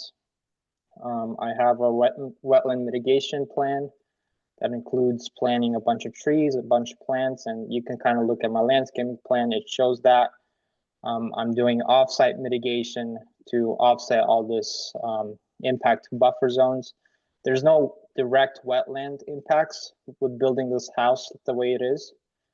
And if a wetland specialist put together a report saying that what would be the issue building so close to these wetlands, because I'm doing everything I can to what's called mitigate any impacts to the buffer zone from the wetland. Was that wetland mitigation plan and offsite mitigation, was that part of the packet? I didn't see it in there. I mean, I submitted it before with the first initial plan, and I have an approved site plan from Whatcom County. But within our Sudden Valley packet, Alan or Jerry's, I haven't seen a wetland mitigation plan. I mean, Mark's saying he's going to do off-site wetland mitigation. I mean, that's not uncommon. If you're gonna have a wetlands impact, that you gotta go do some sort of mitigation off-site. I mean, we haven't seen that. I mean, that, I don't know that that changes the calculus, but at least that's another factor in the discussion, so. Yeah, and then if you look at my landscaping plan, I put a note saying that there's a mitigation surety deposit that ensures all the plants that I'm required to plant will survive. I mean, if you can scroll to the landscaping plan. Yeah. And that's all within my mitigation plan. If you want me to resend that to you, I can do that. But I'm just hoping that I can get this passed, because I really tried my best to make something that's desirable. And like you said, if there's no garage that I can build, or a house needs to have a garage, if I can't do that, then there's really not much that I can do without shifting the house forward into the front setback. And if you do that, then I don't feel comfortable having the house so close to the Southern Valley Drive. So I don't think it's right for you guys to force me to shift it into the front setback if being so close to the wetlands is approved by Whatcom County and is all mitigated with the mitigation plan. When you bought this, what did you think? What was your plan? I mean, you knew that you'd have all these restrictions. Did you think you would just try to push it through with variances and mitigations? Honestly, I bought it. I've never built a house on wetland before buying it. And I mean, as far as I knew, it was a buildable lot. And I mean, county says it's a buildable lot. So.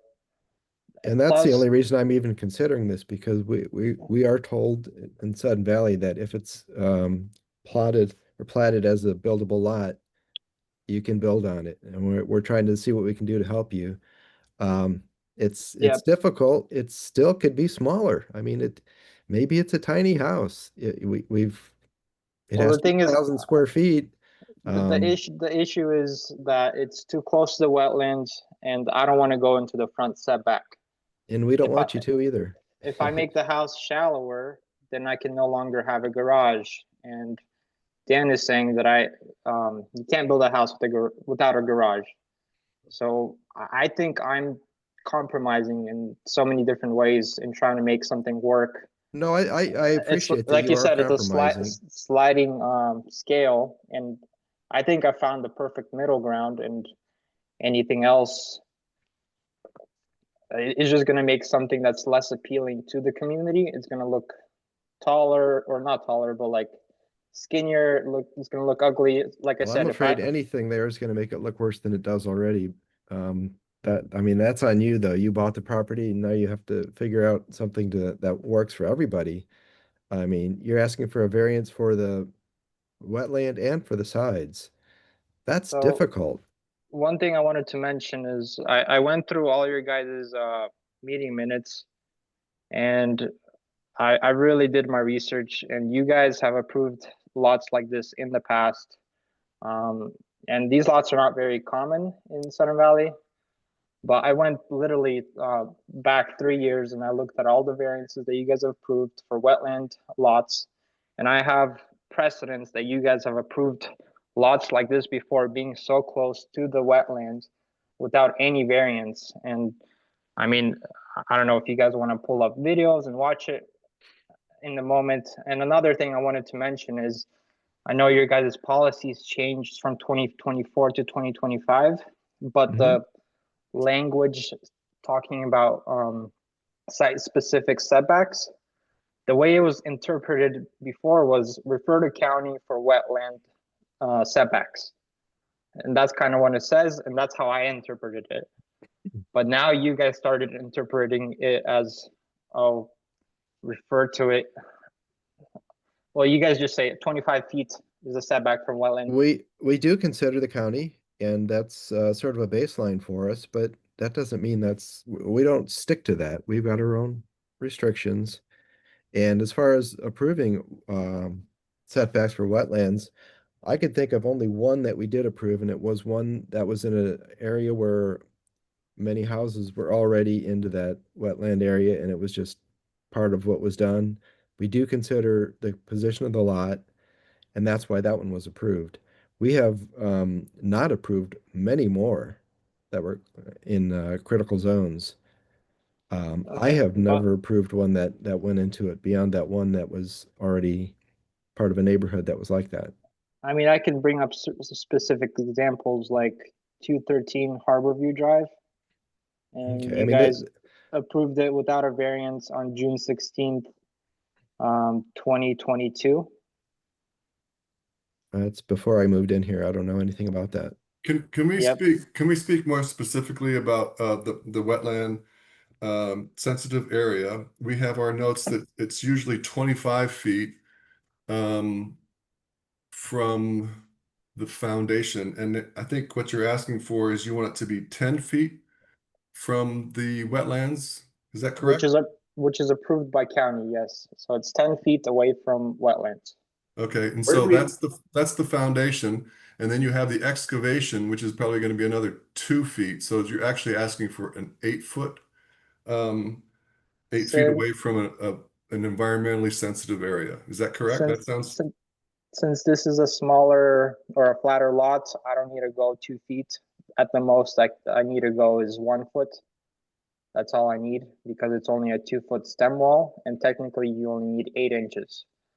So it's more like a 9 foot, 9 feet from the environmentally sensitive area, the wetlands. But yes, but a wetland specialist reviewed this and they approved it the way it is right now, with it being 10 feet away from the wetlands. We haven't seen that. We don't have that wetland specialist report or the mitigation measures or anything from the county that says that they're okay with this 10 foot, do we? So I sent in approved site plan We by have county. an approved site plan, and we have a administrative determination of reasonable use, which is the county approval. And that's a specific document regarding the proximity to the wetlands for this specific property? For this specific property, yes. Do you know what the mitigation was? A bond, bought into a bond, and conditions of approval. Here we go. A copy of the fully executed mitigation bank purchase document shall be submitted to the department prior to the issuance of a building permit. So it looks like you bought a bond for mitigation off-site. Yes, and this property in general is going to be monitored by Whatcom County. They're going to be checking on the bond and all the plants that I'm required to replant so that there's no impacts to the wetland. So it's a whole process that's part of the mitigation plan. Same thing for the off-site wetland lot or off-site lot. I'm supposed to build a cedar split rail fence in the backyard of this lot and the off-site lot. I'm also supposed to take specific. I'm supposed to set up a fence along the wetland border, so that I don't go into that part of the lot to avoid any unnecessary impacts. And that's part of the mitigation plan. So I'm taking a lot of steps to avoid direct impacts. And if county wasn't comfortable with impacting wetlands, they wouldn't approve this. So I think I'm doing well above average trying to avoid impacts to wetland. And offsite, I'm not clear on what offsite mitigation is. That you go to some other property and you put up a cedar fence or whatever, and is that what that means? No. I think the fence is directly behind his house. The fence is directly, that's to keep people out. Then there's also an orange fence to keep vehicles and construction workers out. But the bond, what that is it's money given to the county, and the county at some other more critical wetland is going to use that money to protect that wetland, such as by purchasing and holding land, maintenance, that sort of thing. So it's a like for like purchase. Whereas with this is a class 4 wetlands, it's not critical wetlands, but a bond might pay to protect a class 1 wetland, which is a critical wetland. On some other property. On some other property. Not Another thing I necessarily in want to Sudden Valley. bring up, the offsite mitigation lot, basically the way it works is you put an easement on it, a conservation easement, so that people can't use it as a buildable lot in the future. So basically you're, I guess, condemning this lot so that it never gets built on and preserving this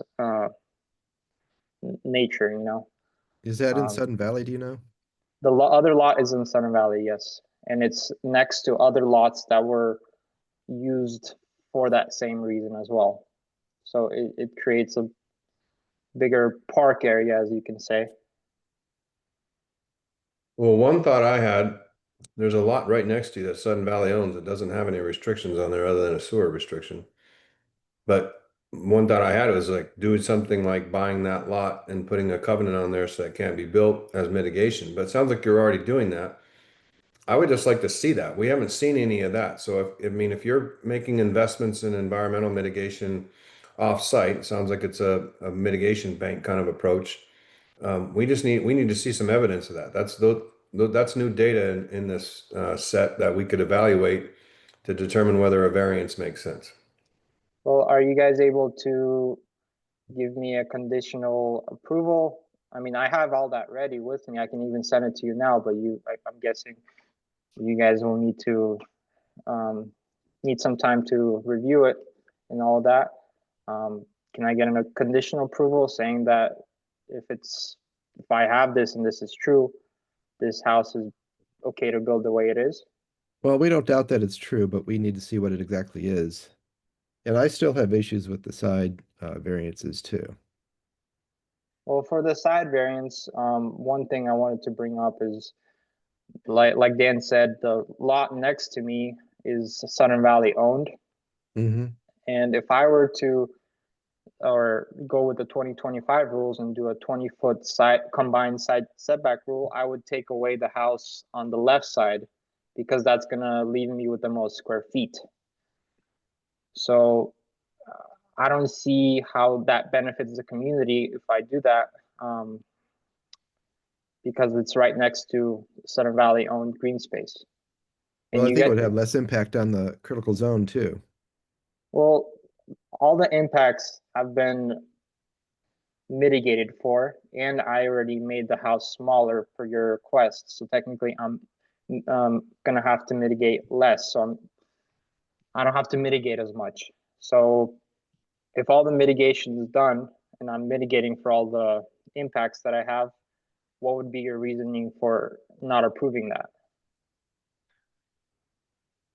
My biggest concern at this point is the extent of the setback you're asking for into the wetland. That's 15 feet. That's a lot. There's a reason why there are wetlands. And I'm willing to consider a variance, but that seems like a large one. Well, what's your reasoning for not allowing that? I mean, how does it impact the Sudden Valley community negatively? Right now, the setback from this type of wetland is 25 feet. There's a reason. I couldn't give you the scientific reasons, but there is a reason why they set it at 25, and it just seems like it's a big number. Well, between 25 and 10. I understand that, but it's necessary for this law. I'm not asking to build a huge home. This home No, is I realize that. I'm below average. I'm trying to make something that fits Sudden Valley. I'm trying to do everything by the rules. I'm doing mitigation and all of that. So I don't understand why. I have no doubt that you're proceeding in good faith, and I trust you, and I think you're doing a great job considering your limitations. It still feels wrong to me to approve this amount of variance for these two setbacks. Well, I kind of, like I said, I think there was precedent set before with my research that I've done, and I can even tell you the minutes or the video that you guys, if you want to take the time to watch it right now, I'm ready to do that. This has been done before, and the rules haven't changed. So I don't think that this is a big ask. Plus, I have a lot of money invested into these lots. I've spent a lot of time trying to design a home that fits this lot, and I think this house fits this lot the best way that it can. I also, I mean, I'm planning on living in this home. It's not just that I'm building to sell it. I'm planning on moving into this home, so it's for my family, and I think I've done the best that I can. And I don't really understand like what else I can do. It's it's a buildable lot, but there's no rule that says you can't make it 1,000 square feet. I know that's not what you want, but when they determine that this is a buildable lot, the limit on the size of the house was 1,000 feet. So that's probably what they were looking at. One thing I wanted to mention is something that you guys started recently interpreting is the minimum of square feet is 1,000 square feet, or minimum footprint is 1,000. Well, 1,000 square feet is the total footage. It's not the footprint. It's the total living space. Well, a year ago that wasn't the case, and you guys started interpreting it differently. No, I think that's what the intent was all along. The wording is still a little awkward, but what we look at is we don't want a small house smaller than 1,000 square feet total living space. I would consider even smaller for a situation like this. I think my whole committee would consider that if you wanted to go smaller than 1,000 living.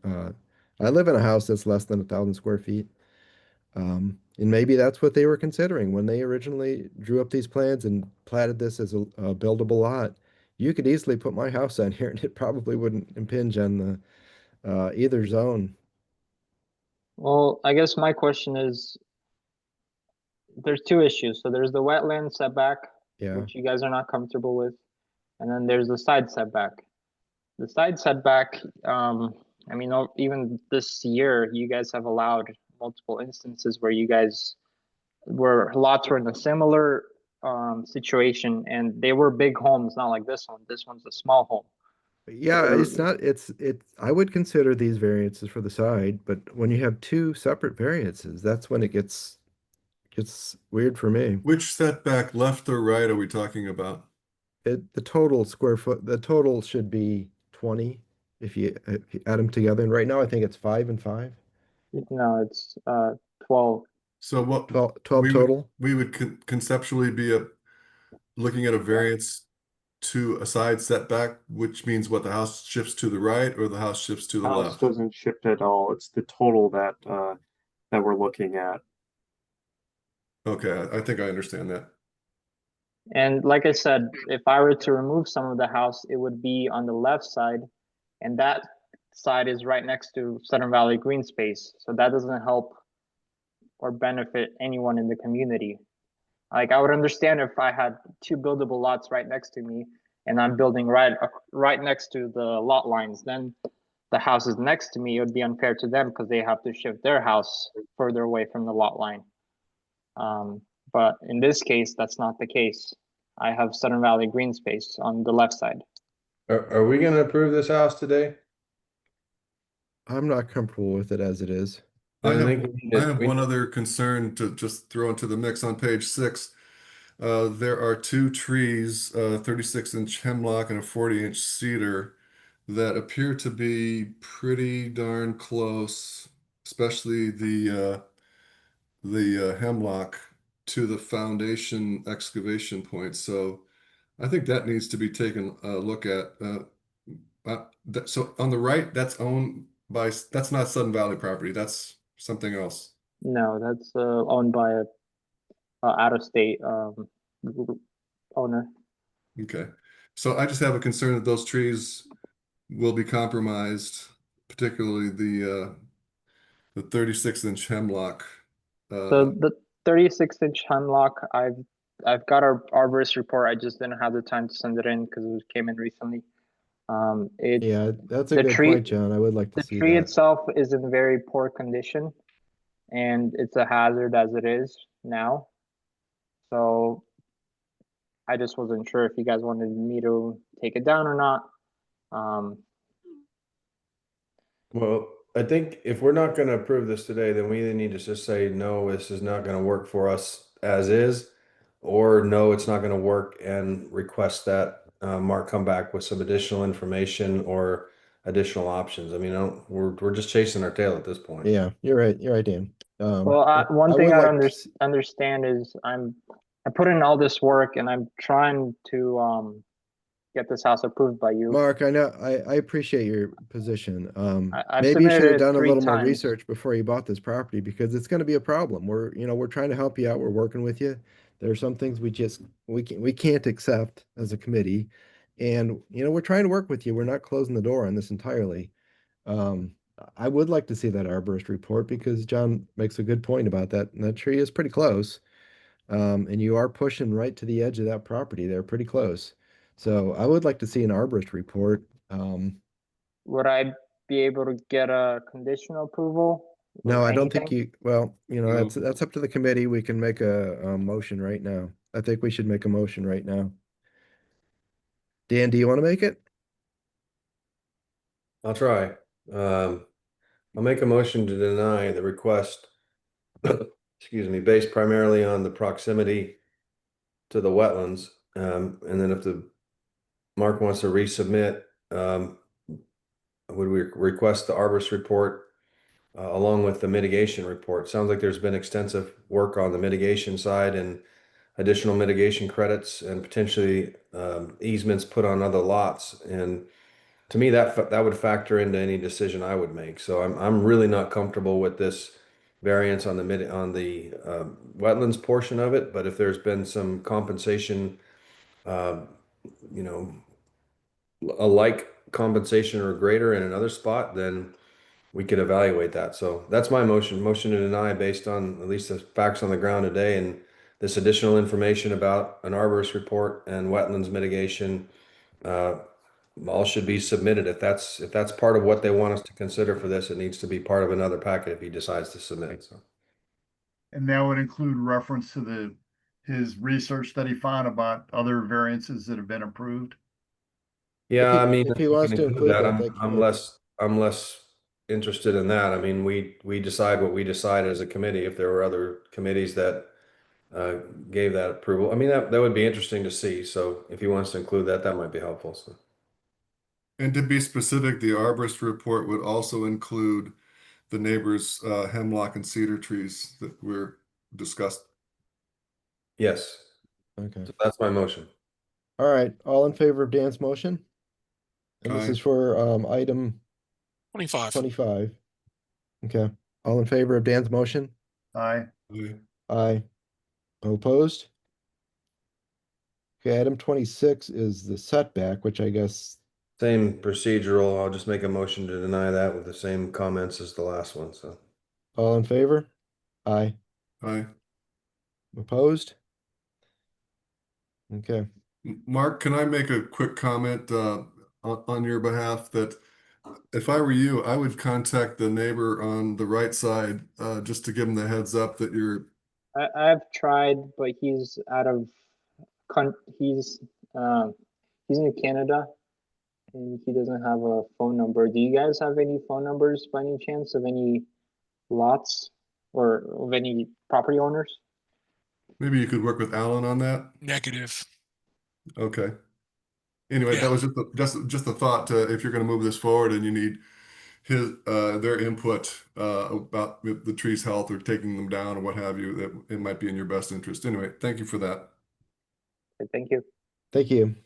All right, let's move to item 5. Are you still with us for a couple more minutes, Dan? Yeah.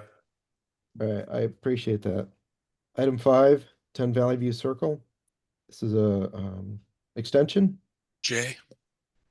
Jay, yeah.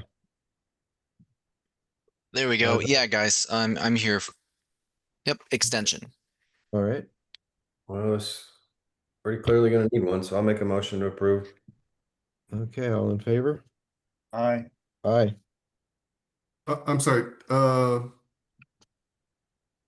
10 Valley View has a stop work order on it, is that correct? That is correct. This is an extension. Yeah, this is extension. We spoke to the GM about this and we can approve the extension. And the stop work order still stays in place? Yes, yes. Got it, thank you. I'll agree to that. Okay. Did we vote on that? We You voted, did. right? Yep. Okay. You're good. It's All right. approved. Item 6 is 8 Valley View Circle.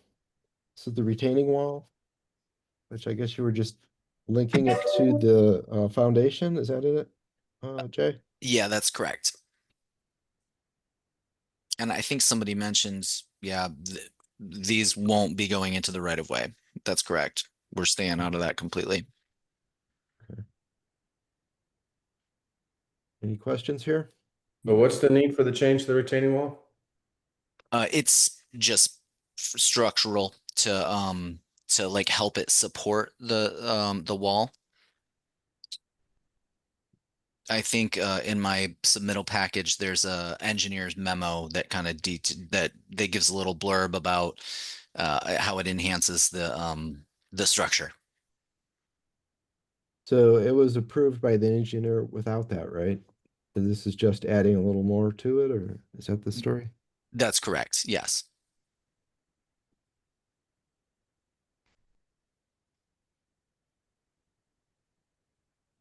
Any other questions? Can I get a motion? I move to approve. All in favor? Aye. Aye. Opposed? Okay, let's move on to item 7, 8 Valley View extension. I move to approve. All in favor? Aye. Aye. Opposed? I'm just making, I'll make a note that the paperwork says construction change request. It's really not an is that what we use for extension?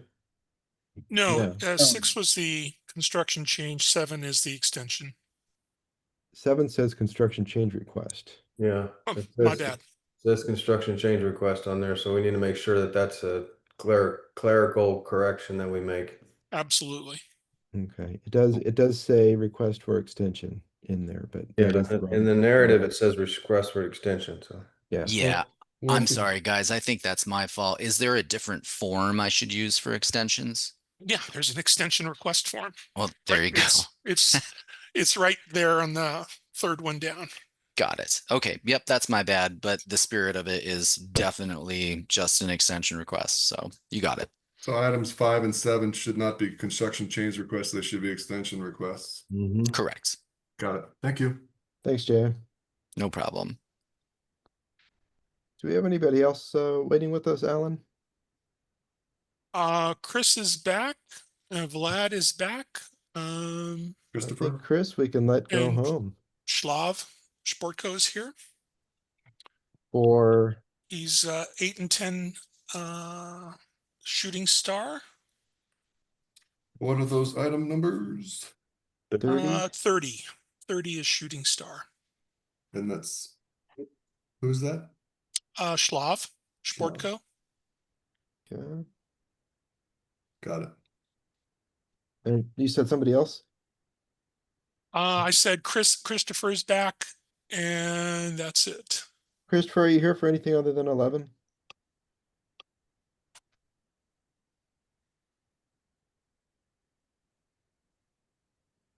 Christopher? Probably a no. All right, let's go to item 30, 8 shooting star. Windows and doors, construction change.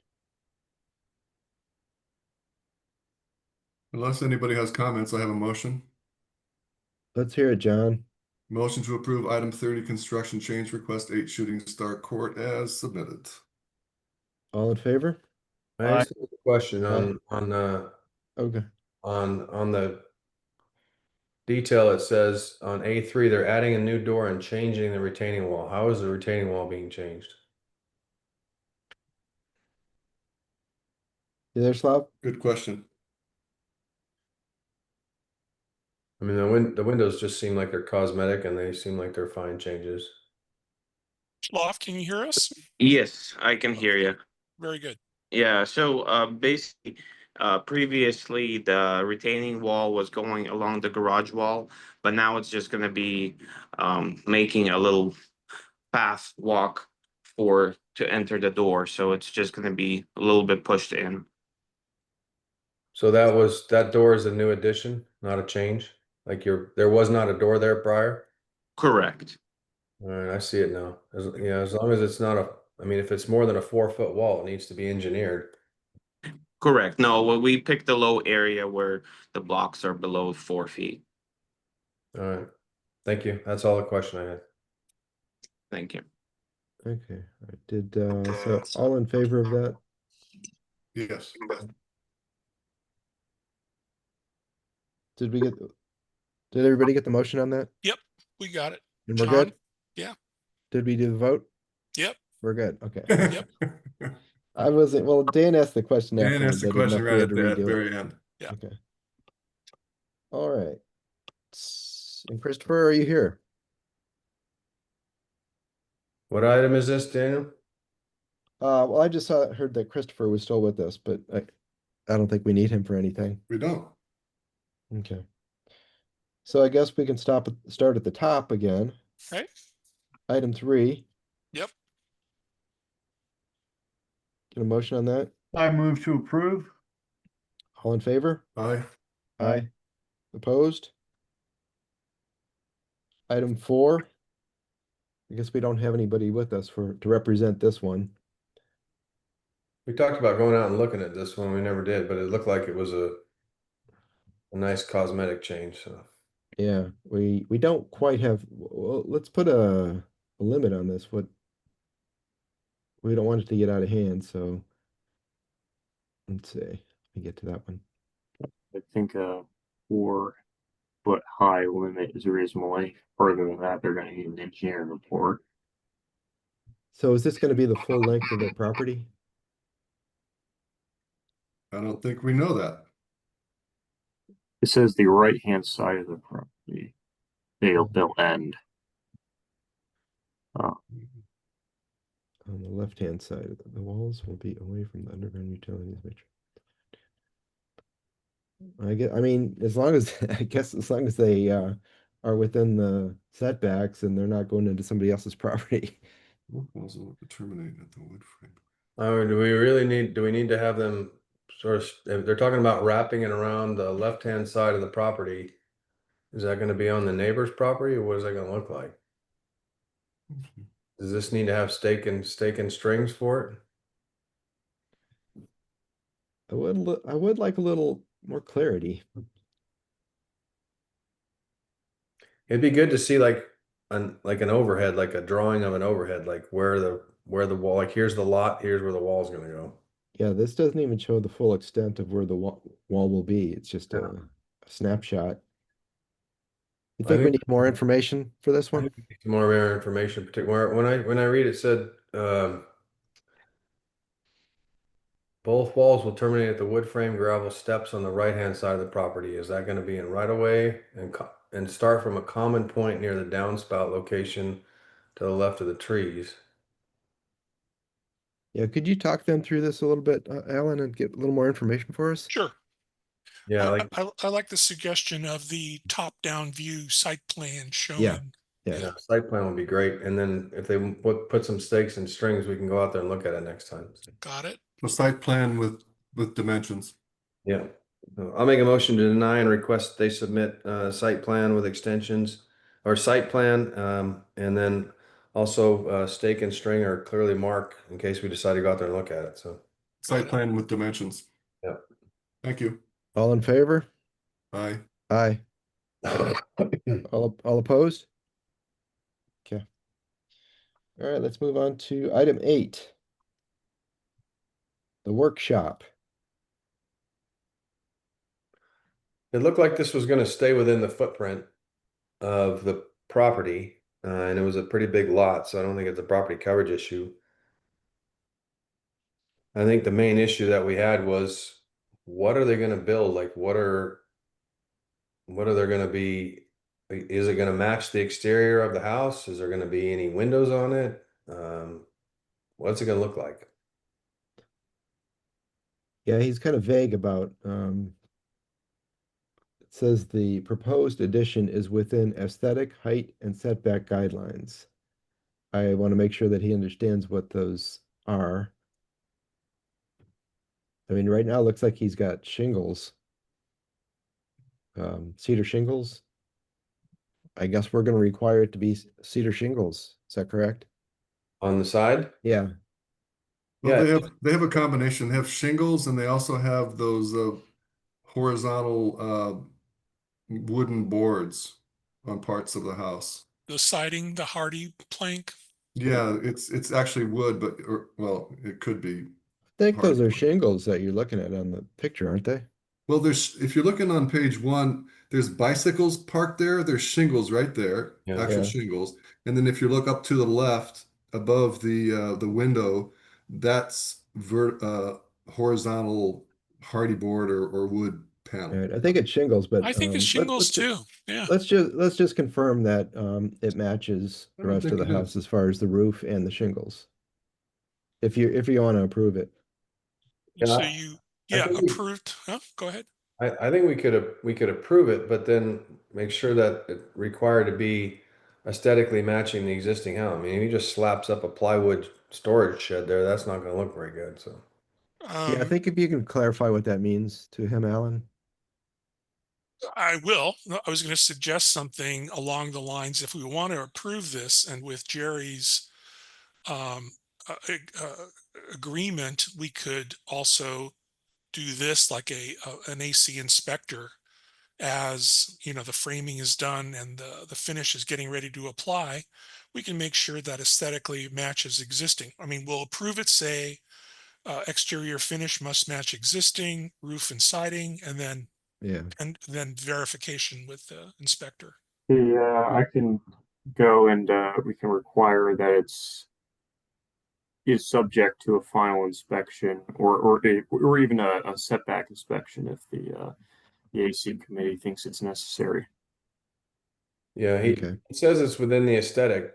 He just needs to clarify that. So I would make a motion to approve and request that he submit additional information as to the aesthetic, how he's going to aesthetically make it match the existing house and blend in, and then also condition it on or subject it to like an ACC inspector looking at it during construction. So I have a comment first. Good, John. We went and looked at this, and we were particularly concerned about how close that structure is to the setback. We roughly determined that it's 5 feet, but we did not take into account the overhang of the roof, which is typically what we do. So let's say that overhang was a foot. Theoretically, that reduces the distance to the setback to about 4 feet. So there's that particular. I think didn't he say it was 6 feet away? Did I read that somewhere? he's got it at 6 feet somewhere. Yeah. Really? I don't see that. Where did I see that? And what was the other thing? There was some other comment I had, but Yeah, the last line, it says the proposed new structure is exactly 6 feet from the property line. Where are you looking at this? That's the very last line in the submission. Page 1? Page 2. Oh, the closest proximity to the property line. Okay, is 6 feet. Got it. All right, so that puts that question to bed. Yeah, it'd be nice to have more details, like you said, are there windows in this structure and so forth? Yeah, I think we just need to ask him as part of the approval, he needs to submit a like an aesthetic plan to the ACC inspector. So Yeah, that's what I've got is submit additional info on matching the aesthetic guidelines and an AC inspector during construction. Yep. So are we voting on this or? Yeah, Dan suggested it. We just need a vote. Okay. All in favor of Dan's motion? Aye. Aye. With the clarifications that Alan just read out. Aye. All opposed? Okay. If you look at this on page 2, that's a 856 square foot house, Daniel. So there you go. There's a It can happen. yeah. All right, let's jump on to item 9. We met with this guy at the office there. That was nice of him to come in. I'll make a motion to approve.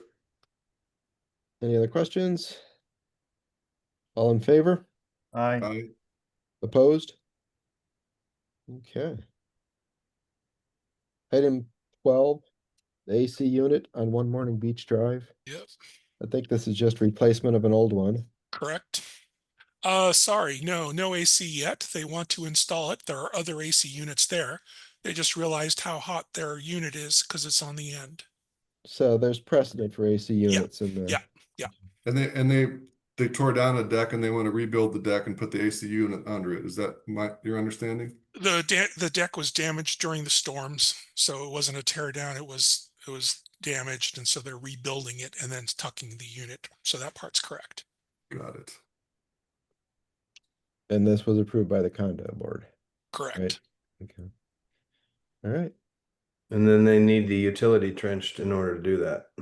Nope. No, that's something. That's a Next different request. Yeah. different reason. Yeah, we just need a motion person for this. I move to approve item 12. Thank you, Pat. All in favor? Aye. Aye. Opposed? Okay. Item 13, trench. Yeah, same facility, different request. This is for a And- light pole in the parking lot. Okay, and also approved by the. Yep, correct. Okay.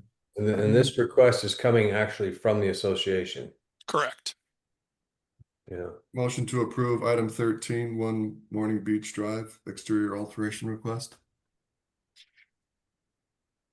Yeah. All in favor? Aye. All opposed? Okay, item 20. This is an extension. Yep. I'll make a motion to approve. All in favor? Aye. Opposed? 21. Hit it up, Dan Vink. I'll make a motion to approve. Okay. All in favor? Aye. Aye. Opposed? Oh, man. 2 new applications for construction. Item 28. 28. Yep. All right. Such 197 enthusiasm. Valley Drive. I thought we were done with that. Item 28. This has been resubmitted a number of times. Yeah. This is Arrow Homes, John, Gordon, and Sergey. Well, you guys got my notes on this one. I got to jump off. So Thank you, Dan. do what you got to do. We Thanks. almost made it to the end. Yeah. All right. Thank you. Good job. Take Thanks. care. All right. 28. Well, this one, we asked for an arborist report previously. They didn't give it to us. And now they've submitted an arborist report that supports their build. And we have we got the neighbor's approval to tear down those 2 trees. Yep. So that is kind of the update. The arborist report says 1 tree has been damaged by the other property when it was built, and the second tree has a split at the top. Doesn't look like it's going to be healthy over the long term. So those 2 trees looks like they should come down kind of regardless of what else is going on with that property. Yeah. Yeah, That was one of our biggest. Sorry, They did everything we asked, and I think we're good, right? I think so. Yep. Motion. Approve. Pat. Okay. You made a motion, Patrick? Yes, I Yeah. did. Okay. All in favor? Aye. Aye. Aye. Opposed? Okay, 101 Polo Park Drive. Item 29. And this is Vlad, I believe. Vlad, are you there? He was Yeah, here. I'm here. Okay, you're up. 29, 101. Okay. Could Jerry, could you give us a rundown here, please? Sure. No, the main changes here are the water line, which was a previous concern, noted in a different meeting, as going, possibly damaging trees. That's been moved to underneath the driveway. I think that was a John concern, wasn't it? Pardon me? That was your concern, wasn't it? It was, and now it looks like the arborist was suggesting that those trees that would have been affected if they went from the water main directly to the house, those trees are being removed, are suggested by the arborist to be removed. So it doesn't really matter if we're going to take that up. Okay, Jerry. And the other main change is the driveway has been it used to be straight on. That was determined to be too steep, so now it is slanted to the side, which is still a steep driveway. It's 12.25%.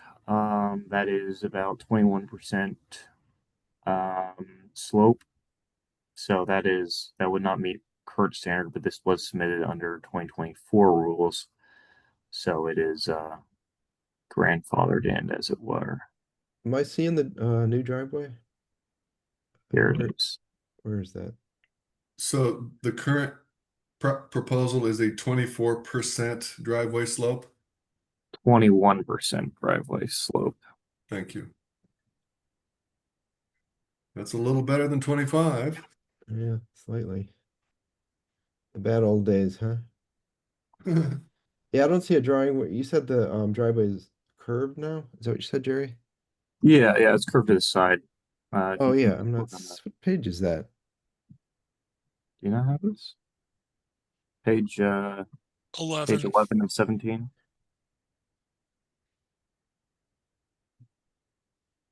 Oh, look at item 29.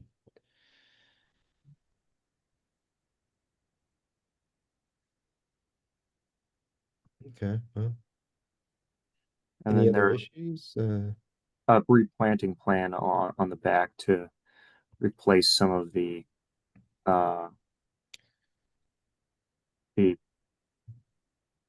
trees being removed by construction, including 2 new Douglas firs in the front lawn, and then 5 new western red cedars in the back lawn.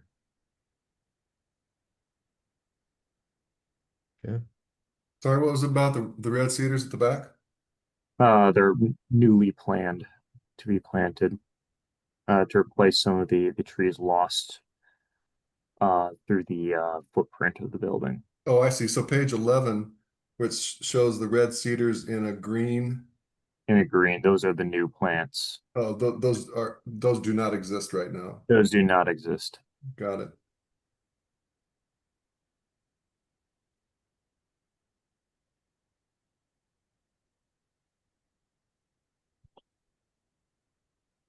Do we want to specify a height for those trees? You know, they're going to plant 2-foot trees or 8-foot trees.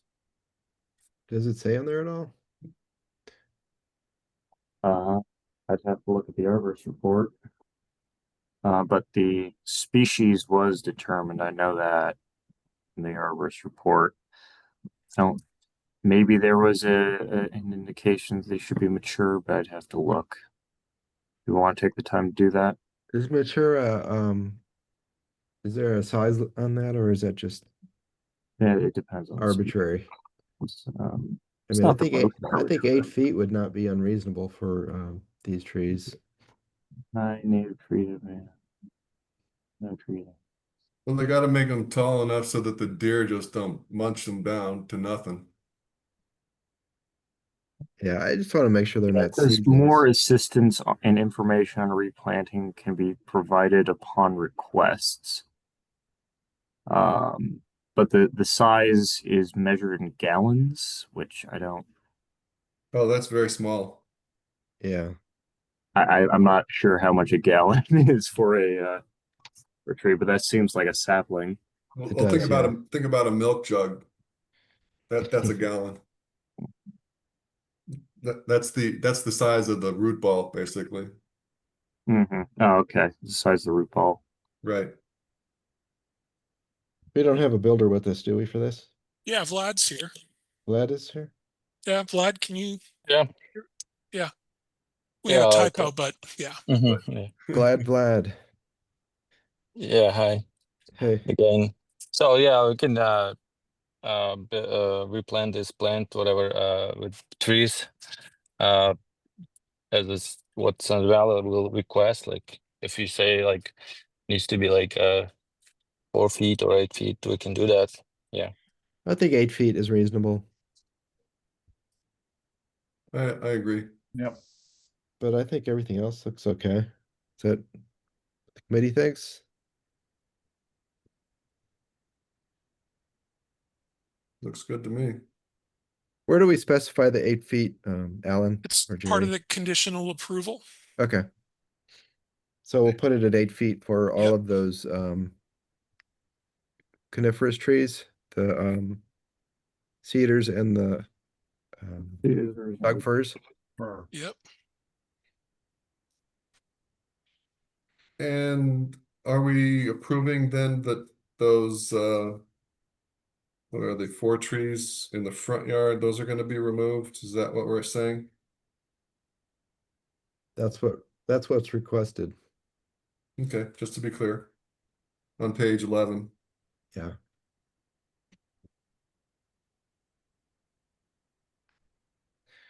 All right.